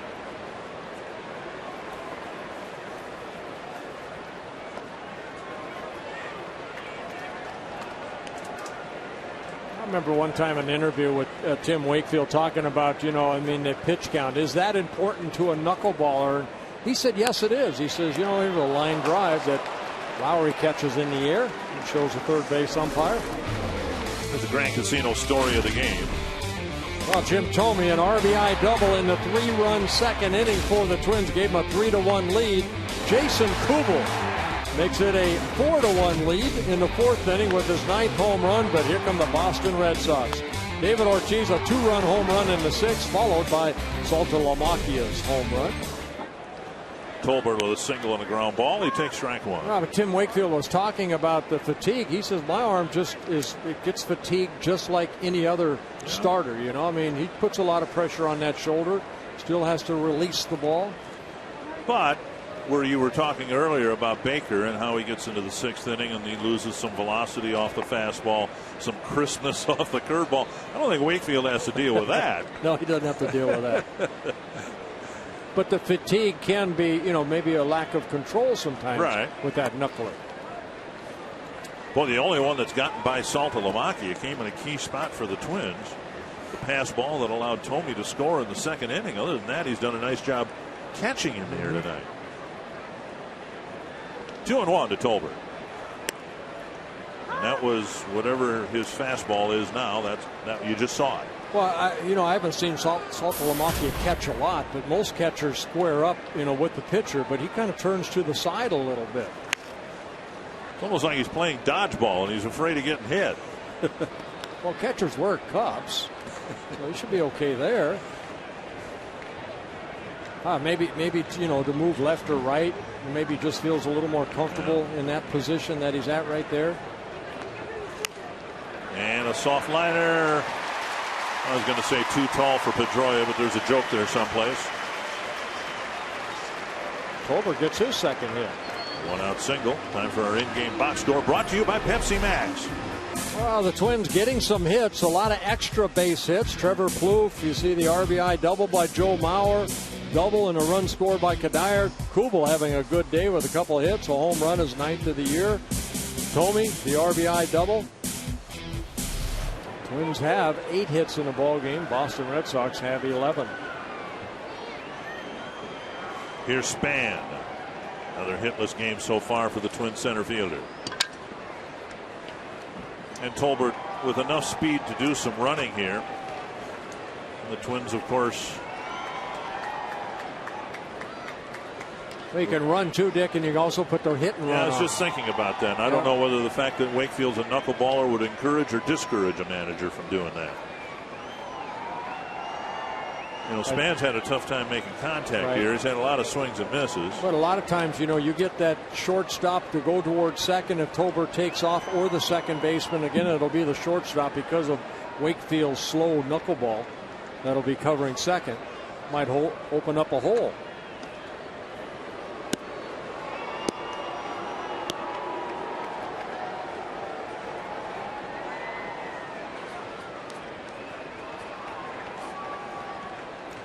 With Span, the Twins begin their 4th trip through the batting order. See, he's got to come up right here and decide whether he's going home or first. There's no way he's going to throw a knuckleball to Gonzalez. Well, some guys will start, Baker will start with the ball in his hand, and then bring it into the glove. But Wakefield, I like what Wakefield does right there. Puts the ball in the glove. No, you don't see it until it comes out. Where's the ball? It's in his glove. It's not in the back of his behind him. Right. 1 strike to Span. Yeah, he had it set already. Another knuckle. You can almost see from our angle right here. I mean, he has that ball set. You can almost see him with his fingers. So, of course, he's not going to throw to first.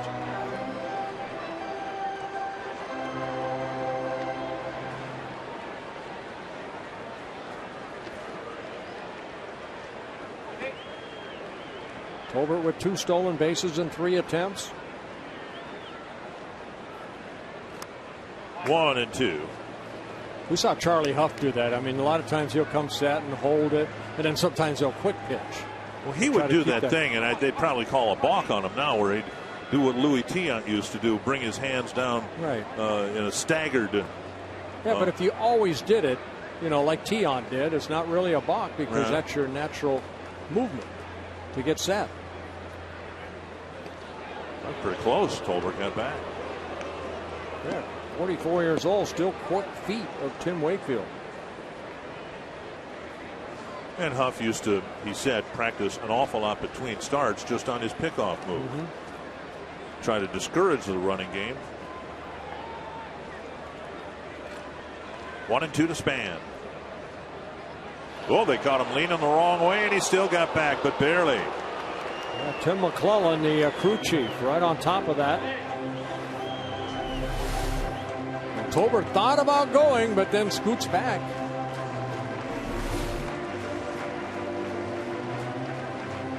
Spot for the Twins, who had a 4-run lead and saw the Red Sox tie it up. Now trying to do something with the 1-out single here in the 7th. And they pitch out. Yeah, pitch out was clocked at 70. I thought maybe he was really going to hump up on that one. And now, wouldn't that be something if they pitched out and he threw a knuckleball? I don't think Salt Lamaki would like that. 2-2.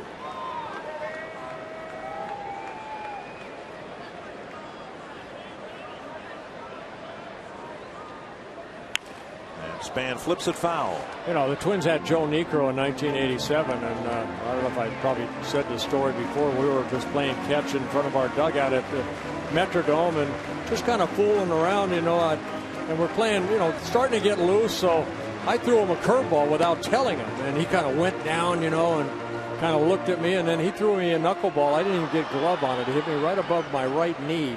I said, okay, I'm loose. I'm done. 2-2 to Span. Fly ball center field.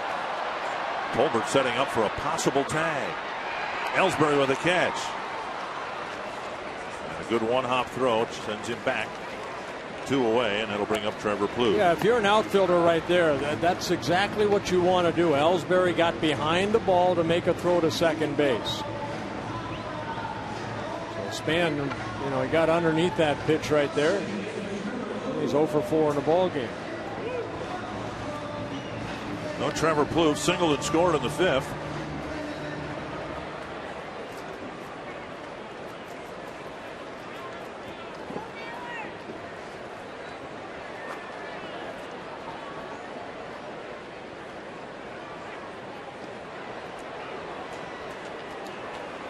If the Twins were tempted to send Tolbert with 1 out, you'd think especially now with 2 out. And Salva Lamaki has done a much better job as the season's worn along, throwing out runners. But a heck of a bigger challenge with Wakefield on the mound rather than Josh Beckett.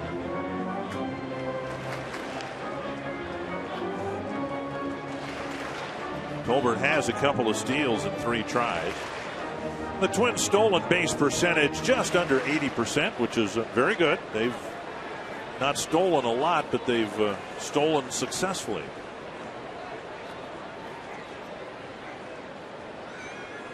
There goes Tolbert. The pitch is outside. Salta Lamaki is throwing plenty of time to get it. Great throw right there. So the Twins get a single. Tolbert thrown out trying to steal, and we head to the 8th, tied at 5.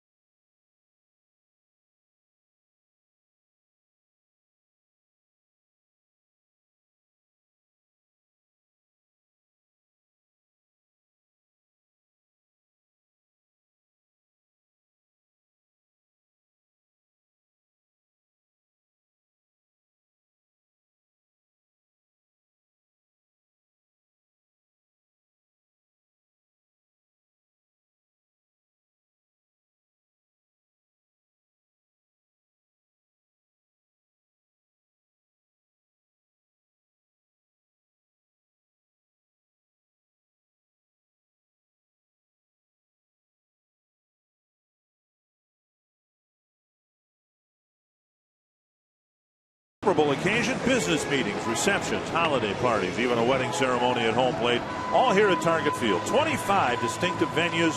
You can get a unique combination of stunning spaces, dramatic views, great catering.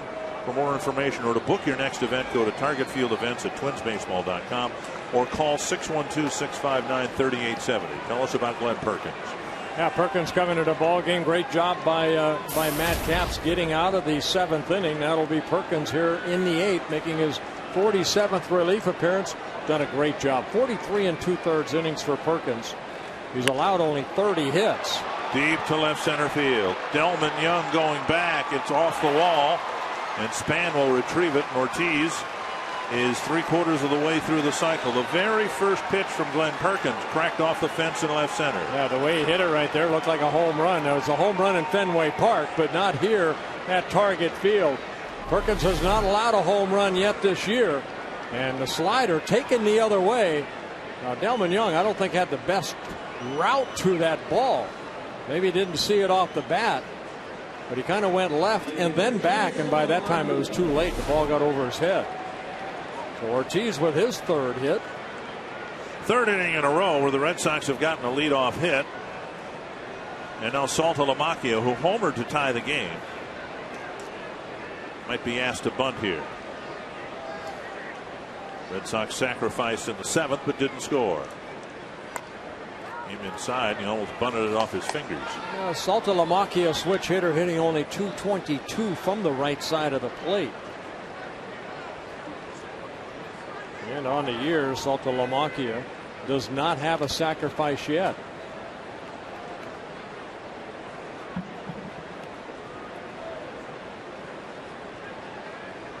Now, Ortiz not the quickest, so it might be a play where Perkins has that 3rd baseline and Danny Valencia stays around the bag. Chop to the right side. Ortiz is going to try to advance, and now somebody needs to get to the bag. Perkins just got there in time, and I think Kadire was expecting Plouffe to be there. Somebody got there, 1 out, and Ortiz goes to 3rd. Yeah, the play's in front of Michael Kadire right there, and you know, David Ortiz going over to 3rd. Kadire looked over, thought about it, but then flips the ball to Perkins on the run for the 1st out. So Saltalamacchia doing his job. It forces the Twins to bring the infield in for Josh Reddick, who ended the game last night in walk-off style. Well, Mike Aviles looks like he's going to hit for Reddick. Aviles coming over from the Kansas City Royal organization.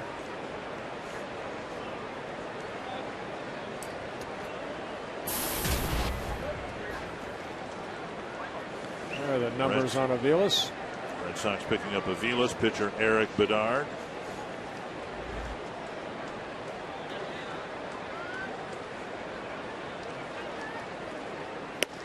Fastball missing. Inside corner, 1-0. The Red Sox caught up first with Scott Baker, then Phil DeMatre. Capps did his job, and now a hit early on Perkins' first pitch.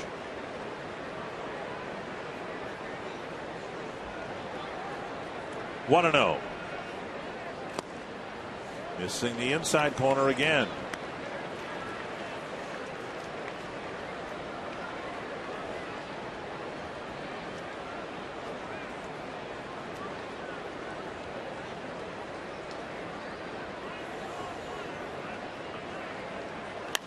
Fouled away.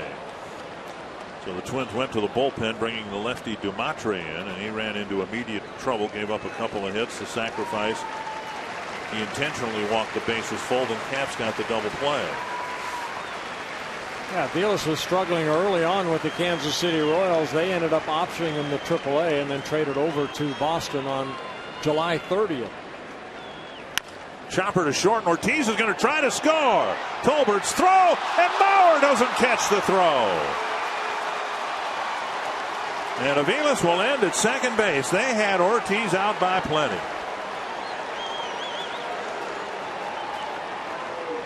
You don't see this too often. Joe Mauer just maybe took his eye off the ball, but Ortiz deciding to come home. And Tolbert made a good throw. Watch Tolbert coming in, making sure he makes a good strong throw to Joe Mauer. And Joe right off his tip of his glove. Ball deflects off his glove. So an error should be charged to Joe Mauer. As Ortiz scores the go-ahead run right now. And the Red Sox have the lead.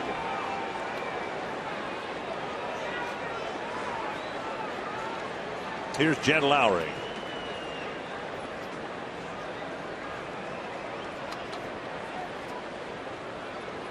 Bouncer to short.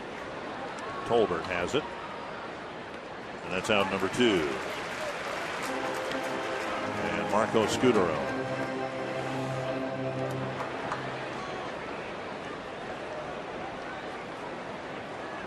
The Twins not having the best inning defensively, as you said.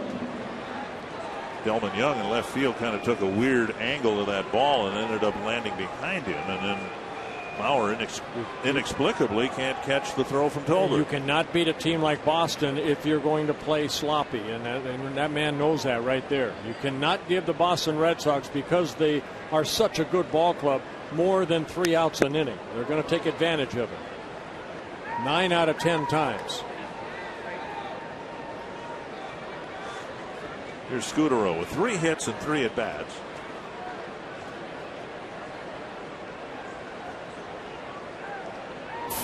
They say you have to play a perfect game, but don't you always have to play a perfect game to win at this level?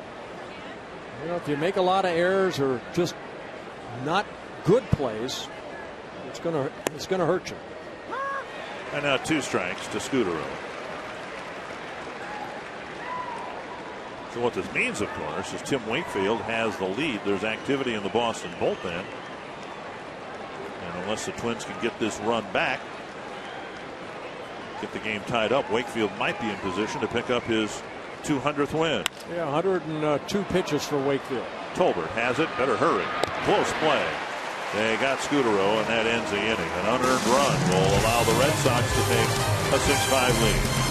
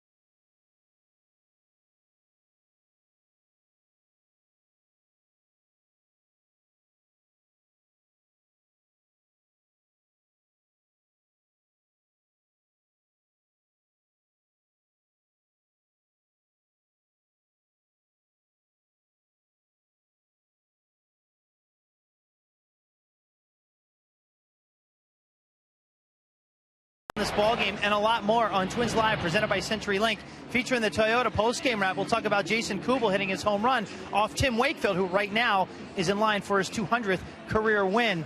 And our instructional tonight is a pretty good one. Pitching mechanics. Bert Blyleven, who had a fairly good baseball career, will go through pitching mechanics in our postgame instructional and Gardy's postgame press conference.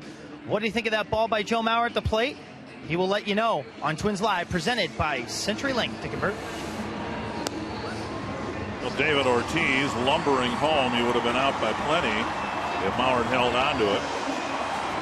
Mauer will have a chance to atone for the error. He'll hit second here in the 8th inning against a new Boston pitcher.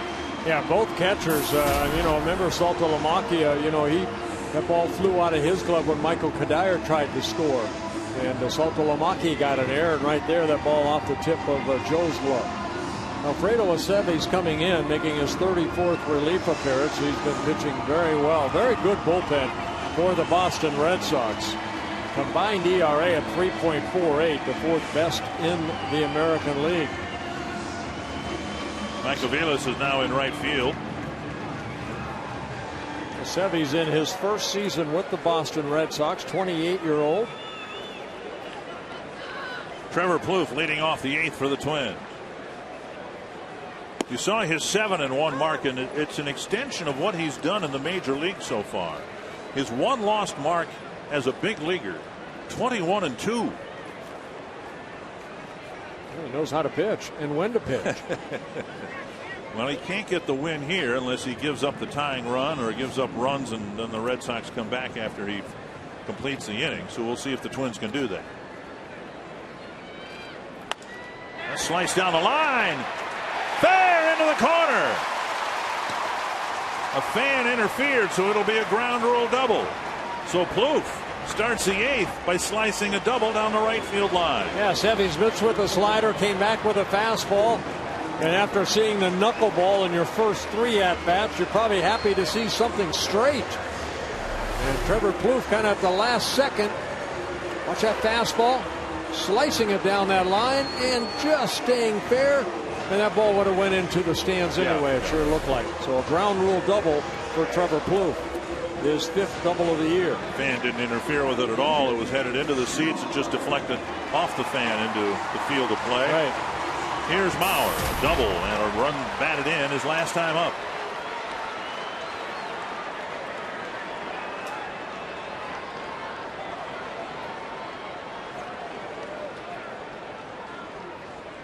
Inside, ball 1. And 92 has to seem like 112 when you've been staring at 63-mile-per-hour knuckleballs.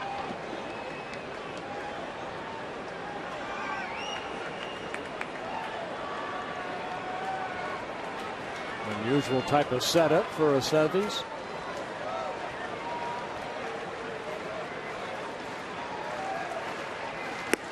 Inside again, 2-0.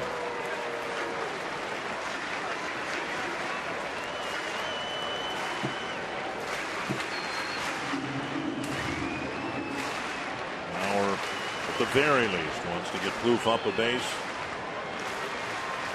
As a number 3 hitter, he'd like to drive him in.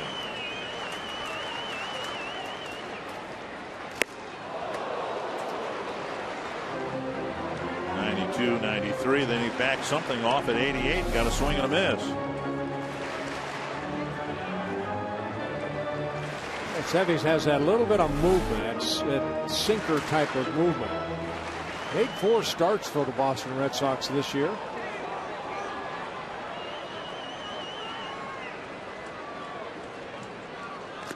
Three and 1 with Cuddyer on deck.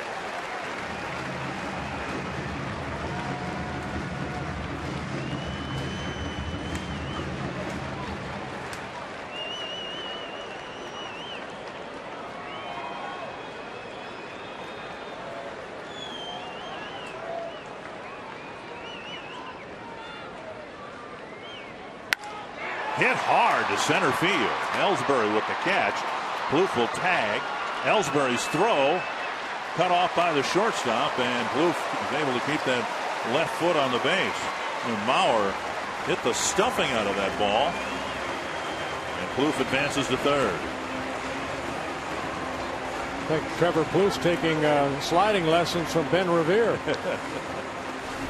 There's a window concept, window of opportunity, focusing on Michael Cuddyer. It doesn't matter where you put him, but when Michael Cuddyer is at first base, look where he ranks in Major League Baseball. Second in average, second in slugging percentage, and first in at-bats as far as picking up an RBI, and he has a chance right here to pick up an RBI.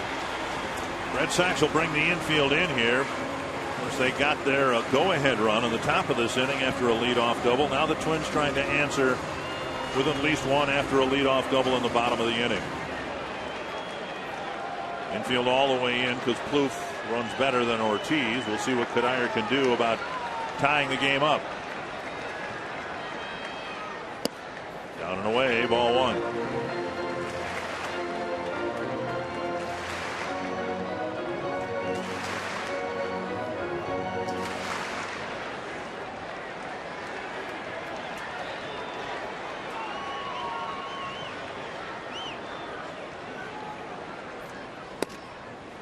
outside corner. 1-1.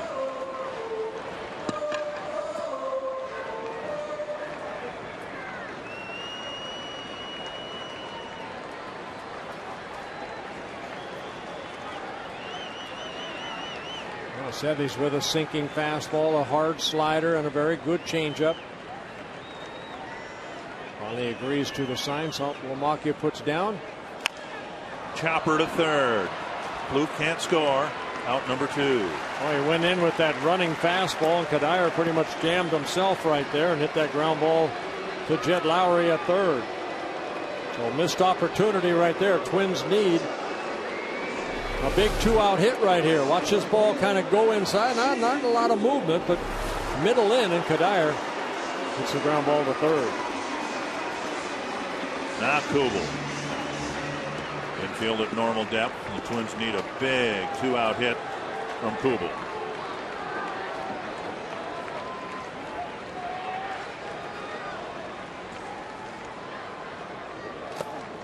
Salta LaMacchia digs out a fastball in the dirt. Yeah, you see the glove of Salta LaMacchia, a different glove now that Tim Wakefield's out of the ballgame. More the conventional type of catcher's glove.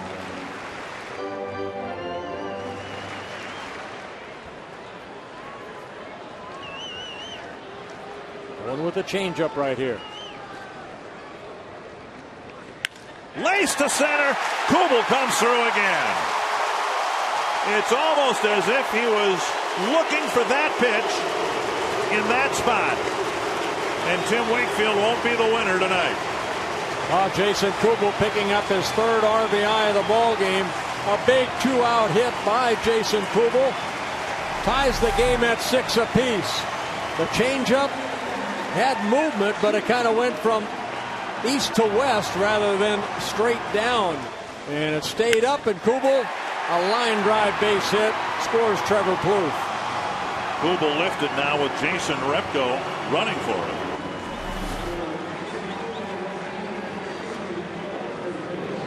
Twins with a little more speed at first. And Thome with a chance, as he's done all night long, hitting the ball hard, a chance to put the Twins in front. He doubled to right center, scored a run, scored himself in the second, hit a smash off the glove of the shortstop Scudero, officially an error on him, and then lined out to right fielder Reddick in the sixth. Boy, wouldn't this be a nice spot for $5.99?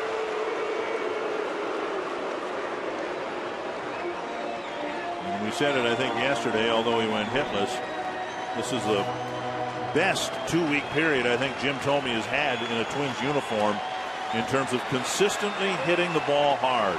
He went 0 for yesterday, ended a 10-game hitting streak for Jim Thome. Pulled on the ground, cut off by the shortstop Scudero. I don't know that Pedroia would have been able to make the play. The Twins are done in the 8th, but they take advantage of their leadoff double and get a run.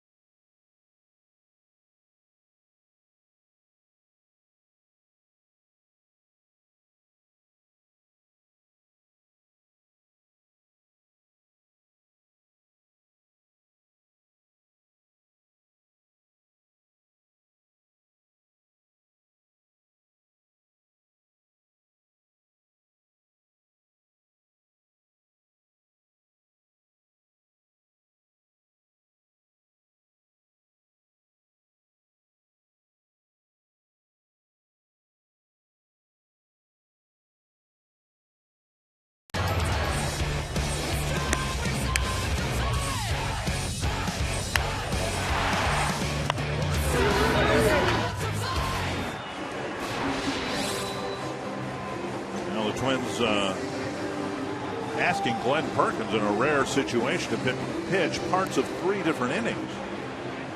Right, through only 10 pitches in the 8th inning, did give up the unearned run.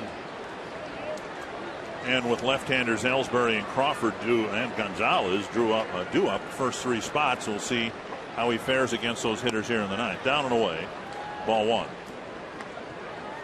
Ellsbury singled his last time.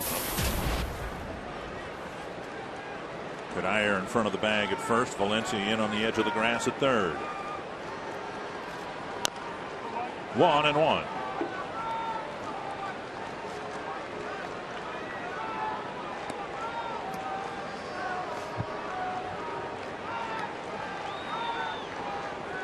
And Repko in right field.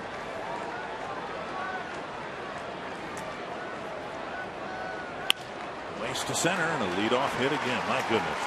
4th inning in a row the Red Sox have had a leadoff hit. Yeah, now you have the speedster Ellsbury at first base, his 2nd hit.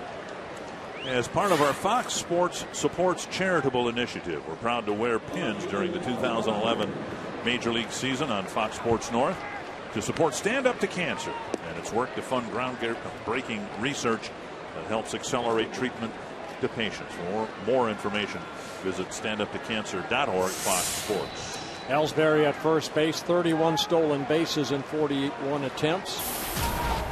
Crawford sacrificed his last time up. Fouled away.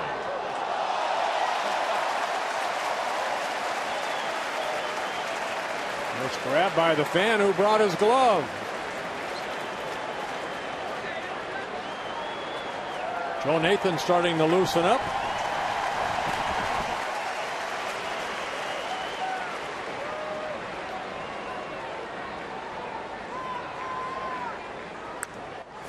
Crawford appeared late again on that fastball and fouled it back. Yeah, 2 good fastballs right there by Glenn Perkins.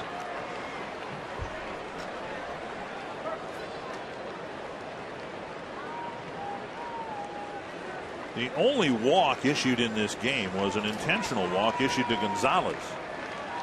The Twins haven't played real tidy in the field, but at least they haven't walked anybody. 2 strikes to Crawford.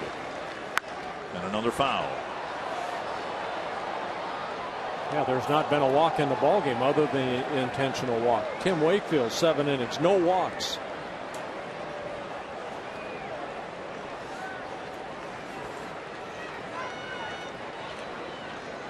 Two strikes to Crawford.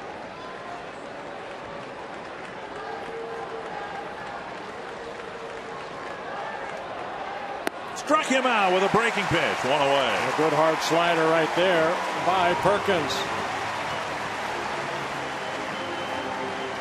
Perkins averaging over a strikeout an inning. His 49th strikeout in 45 innings pitched. Good breaking ball, great location. So now Adrian Gonzalez. Singled in the first, flew out to left in the third, a sacrifice fly to left in the 6th, and then the only walk of the ballgame, the intentional walk that set up the double play after Matt Capps came into the game. Fouled away. You know, Ellsbury led the American League in stolen bases in 2008 and 9, and you know, Perkins, one thing, he holds on runners pretty good. Pretty quick home. See Nathan warming up. Pedroia is in the on deck circle, and then another left-handed batter in David Ortiz. Down low. So even though Nathan's warming up, it might not be an automatic that he would come in to face Pedroia, because Perkins does a nice job holding on runners. And we saw the White Sox run against the Twins bullpen late in the Chicago series. 1-1 to Gonzalez. You can see one of the reasons he's so good, a little slide step there, right, and there's no chance for Ellsbury to get a good break. Yeah, if you're an outfielder too, and Ellsbury at first base, wherever it's hit, if it hit in front of you, better get that ball in quickly, because he has outstanding speed around the bases. Outfield playing deeply. And now Perkins ahead of Gonzalez 1 and 2. He struck out Crawford with a slider.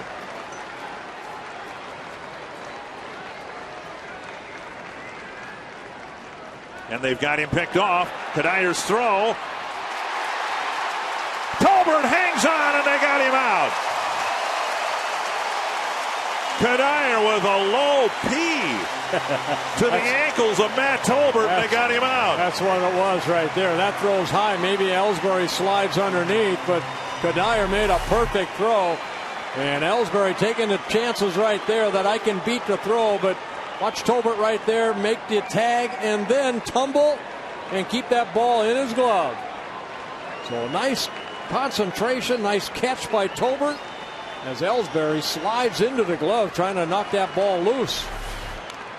And a tapper foul, and you can see Ellsbury wearing those metal spikes. Some players wear the rubberized one, but Ellsbury with the metal spikes, and he slid right into the glove of Tolbert. 1 and 2.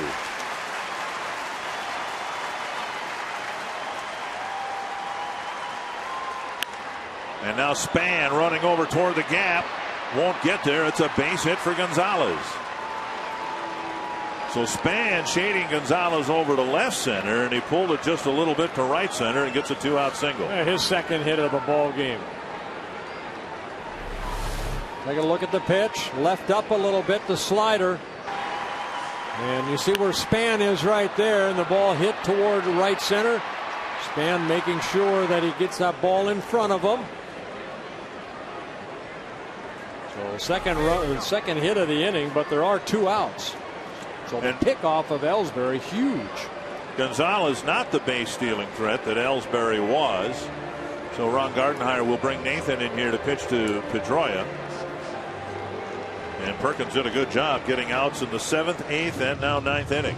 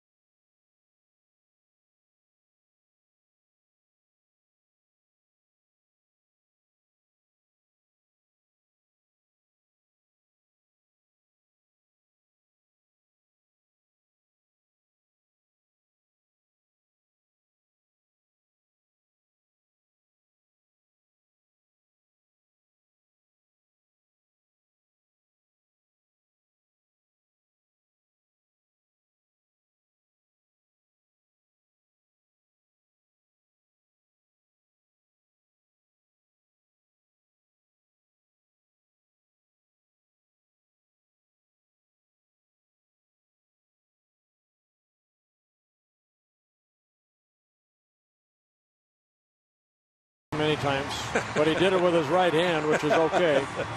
But you know what? I like the intensity right there of Glenn Perkins. Hey, nothing wrong with that. You expect a lot out of yourself, and Perkins a little upset. So now it's up to Joe Nathan to get this final out here in the top of the 9th inning, making his 34th relief appearance. So much talk about Jim Thome, and here today it was Tim Wakefield going for his career number 200. Well, this man right here just 1 save away from the Twins' all-time record. He's tied right now with Rick Aguilera with 254 career saves in a Twins uniform. Well, he can't pick up a save here, but what he can do is get to the Twins to the bottom of the 9th in a tie game. And the Twins win. And get them a win. He'll take that. Haven't been many save situations lately for Nathan or the Twins. Here's Pedroia, a single and 4 trips, hit into a big double play. Facing Matt Capps in the 7th at end of the inning.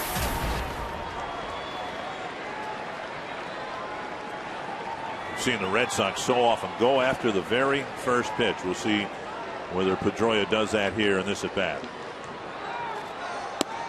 Takes a strike on the outside corner. Yeah, slider right there. We'll see Joe sometimes throw the curveball. That's the slider. The fastball. A lot of times he depends on how his bullpen is. What pitch is working better? Sometimes it's the curveball. Other times it's a slider. But what we have seen as the season gone on, we have seen a higher velocity as far as that fastball. Early on it was 90, 91. Now it's 93, 94. There's a 94 mile an hour fastball, just missing.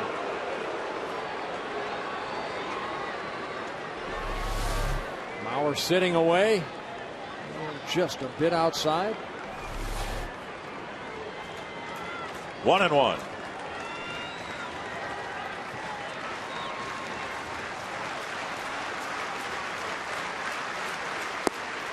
Another breaking pitch off the plate, 2-1. So that's the curveball right there. That more of the downward break.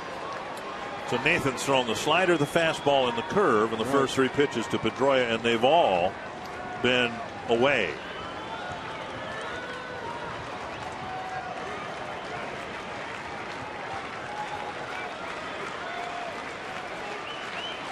Two and one.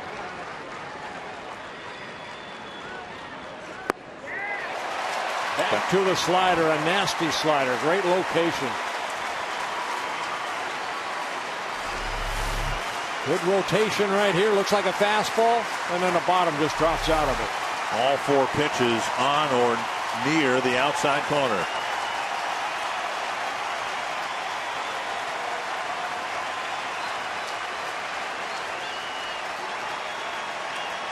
Well, you'd almost think another slider right here.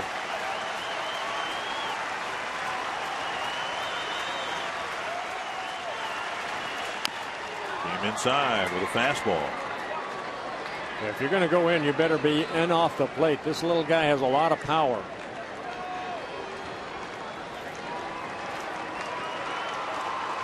The ball was just above the knees, and Pedroia fouled it off. Well, we've seen in the Chicago series the dangers of the count getting to 3-2, so Nathan wants to decide the issue on this pitch.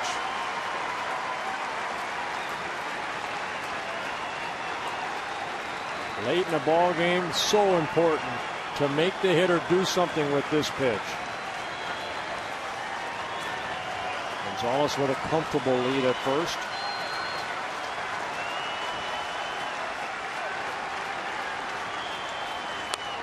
Foul to the screen. So in the inning, a pair of singles, a huge pickoff of Ellsbury by Perkins. And now a battle.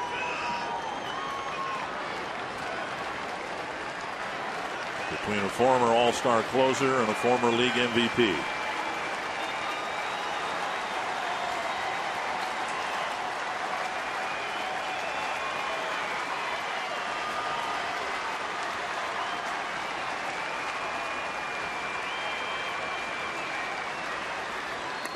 Just got a piece of the slider. That slider up a little bit, and Pedroia just right off the end of the bat.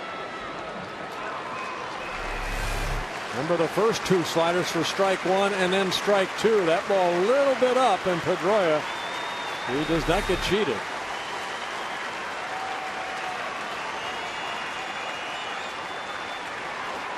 It's the 8th pitch of this at bat.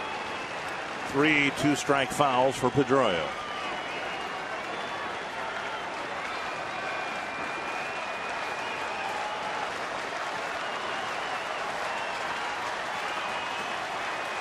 Tapper to third. Valencia charges, has to hurry. He'll have no play. He caught the ball down on the webbing of his glove and then reached into the pocket, and the ball wasn't there. Yeah, kind of a swinging bunt, another slider, and just kind of topped it right there down that first baseline, or excuse me, third baseline. And Danny Valencia guarding the line, but playing a deep third base, and has no play.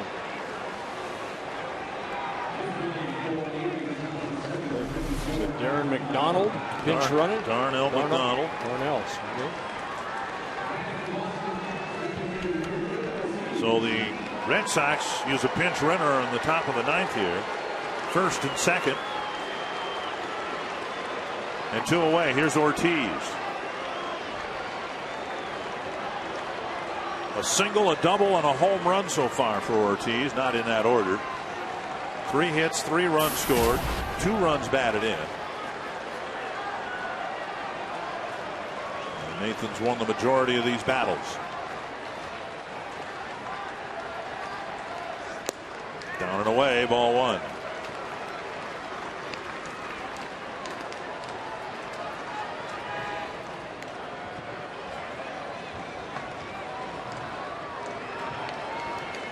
Donald, the potential go-ahead run at second. Pedroia with a battle against Nathan, got an infield hit.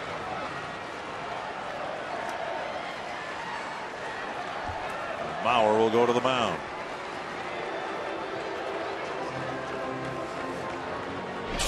Ortiz scored the first run for the Boston Red Sox after he led off the second inning with a base hit.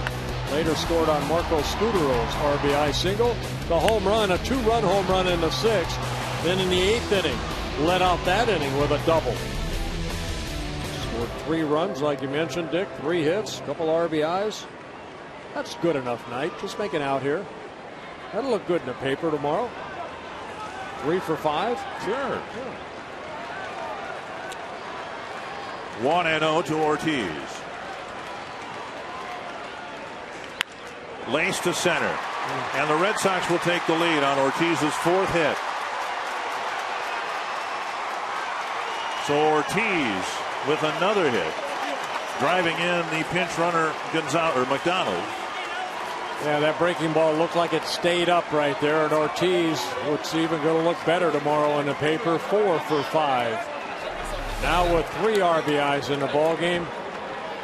Just went down with that and just hit it sharply in front of Denard Span. McDonald scores. Pedroia scoots over to third. 4 singles in the 9th inning. So far, just 1 run on the board, and the Red Sox are back in front, 7-6. Here's Saltalamacchia.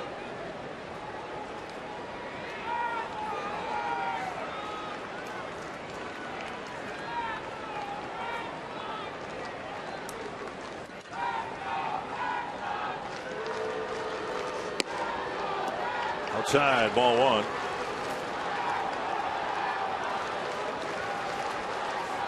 A good 2-out hitting by the Boston Red Sox here tonight. 6 for 12.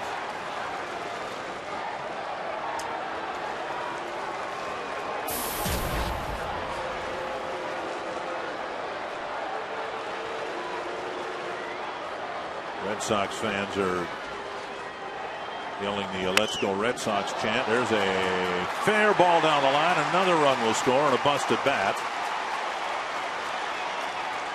And Ortiz to third on Saltalamacchia's double, and the Red Sox have their 5th hit of the inning.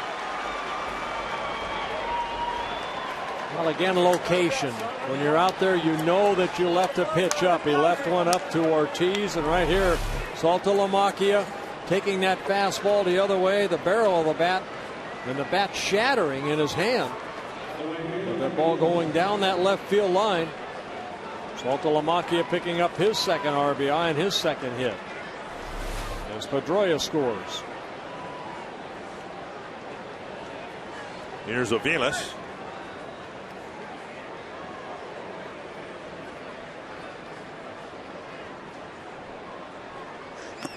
Blocked by Mauer, ball 1. Another game, Bert, where the other team scoring too many points. You know, we talked about the last 3 series. Papelbon warming up for the Red Sox. The last 3 series in Oakland, in Anaheim, and then here against the White Sox, the other team averaging 6 runs a game. And now tonight, the Red Sox score 8. Yeah, another short start for Baker. 6 innings. He should go deeper in the ball game. But he had that 32-pitch 6th inning, and it puts more pressure on that bullpen. Popped up near the Twins dugout, but backing out of play. Twins bullpen came into this game with a combined 4.66 ERA. That's the highest ERA in the American League. But when your starters don't go deep, it just puts more pressure on that bullpen. And it turns out that Gonzalez single with 2 outs in the 9th. Bases were empty. Perkins looked like he was 1 pitch away from finishing off the Red Sox in the ninth. And Gonzalez hit one to right center when the Twins were playing him in left center. It dropped for a hit. And now Nathan's given up 3 straight hits. Poke to the right side should end the inning. Nathan to the bag. Retires Aviles. But the Red Sox in the ninth get 5 hits and 2 runs. And Papelbon will come in for the save for the Red Sox.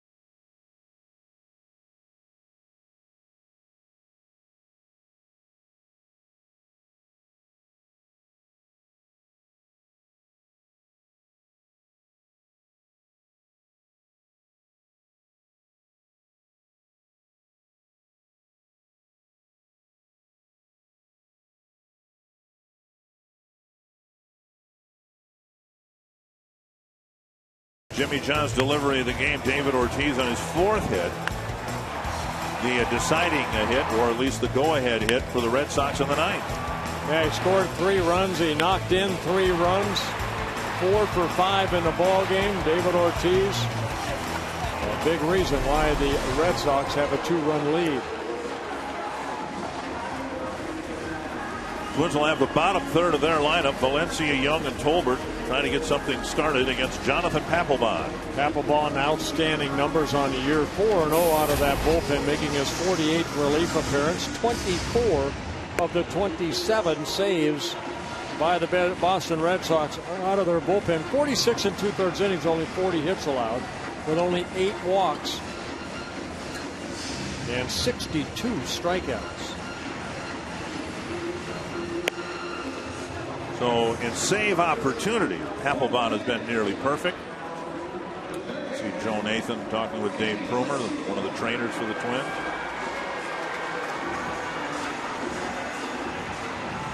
Valencia hitless in the game. Delman Young hitless in the game. Tolbert has a couple of hits. Not much in the way of pinch hitting options for the Twins. They have Revere, Butera, and perhaps Nishioka. We have not seen him yet. His wife delivered a baby this morning, and we were told he would be here at the ballpark and available for play, and he is here. So technically he is available. If not for pinch hitting purposes, perhaps pinch running purposes.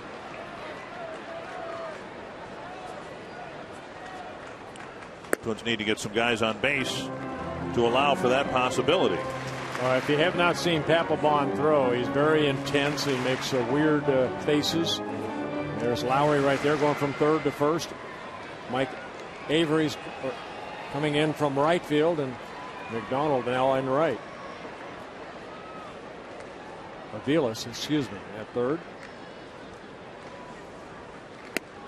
On the outside corner, 1-1. Valencia with a little nubber back to Wakefield in the second. Bounced into a double play in the fourth and struck out in the sixth.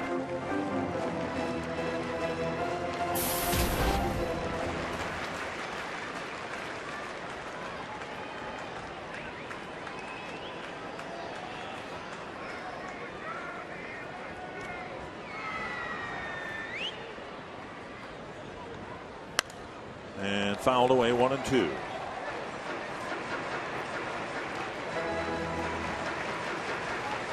Well, the Twins have gotten their leadoff man on 3 times, and they've scored all 3 innings. Kanayer's leadoff double in the second triggered a 3-run inning. Kubel hit a leadoff homer in the fourth, and Blue started the eighth with a double. That's been one thing the Red Sox have been able to do regularly here tonight, get that leadoff man on. 1-2.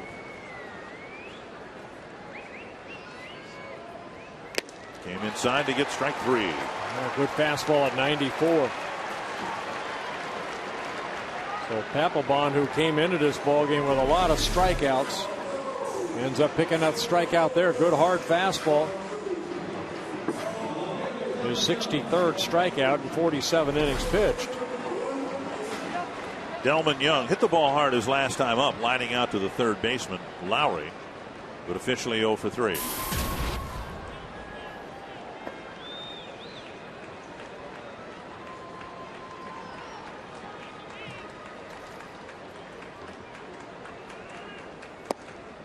That covers the inside corner.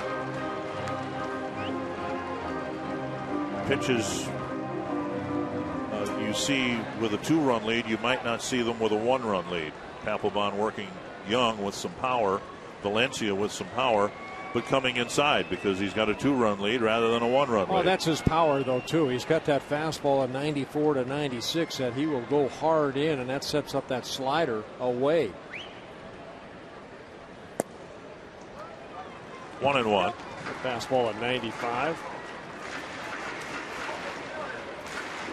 Papelbon also with a split finger.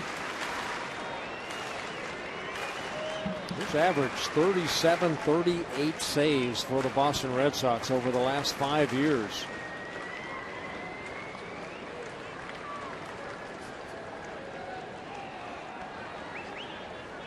Keeping that shoulder in. There's a breaking pitch and strike 2. Took something off that. The curveball. See how he keeps that shoulder in, and then the good follow through. Something that I'm going to talk about in the instructional about bending your back and letting your arm get closer to home plate.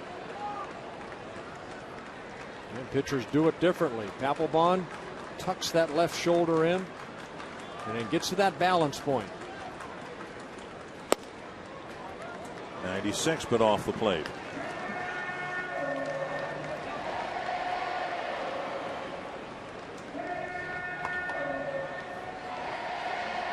Ben Revere's going to hit next for Matt Tolbert, hoping to do so with a man aboard. 2-2 to Delman Young.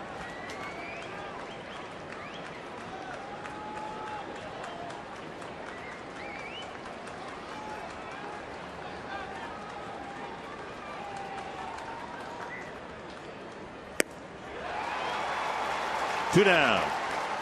As he did with Danny Valencia, basically just reared back and challenged Delman Young and threw the ball right by him. Papelbon comes in, first 2 outs on strikeouts.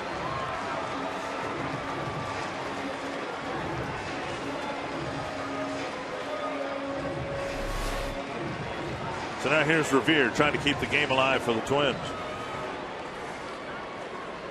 Span in the on-deck circle.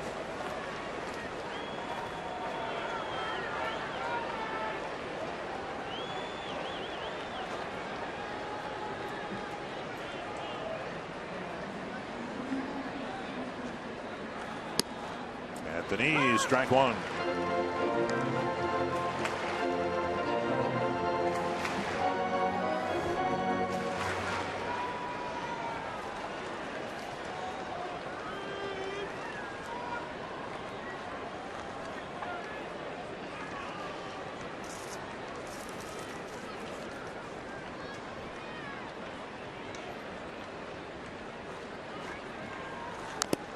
Strike 2.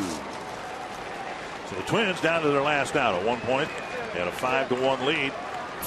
The Red Sox hit a couple of home runs, tied the game at 5, now leading 8-6. Yeah, Tim Wakefield, not the pitcher of record in this ball game. Alfredo Aceves, who came in 7-1. Again? He's got that vulture down. That's how you go 7-1, maybe 8-1 now. give up the tying run and then let your team score you a couple runs. Trying to improve to 22-2 as a major leaguer. 2 strikes to Revere. No starters like him, but what the heck? Hey! Watch out. 1-2. Saltalamacchia wanting that ball up, and it was up and in. Now, one of the things in the Sevens' favor, he's pitched his entire career for the Yankees and Red Sox, so that helps. that helps a little bit. 1-2 to Revere, trying to set things up for Span in the on-deck circle.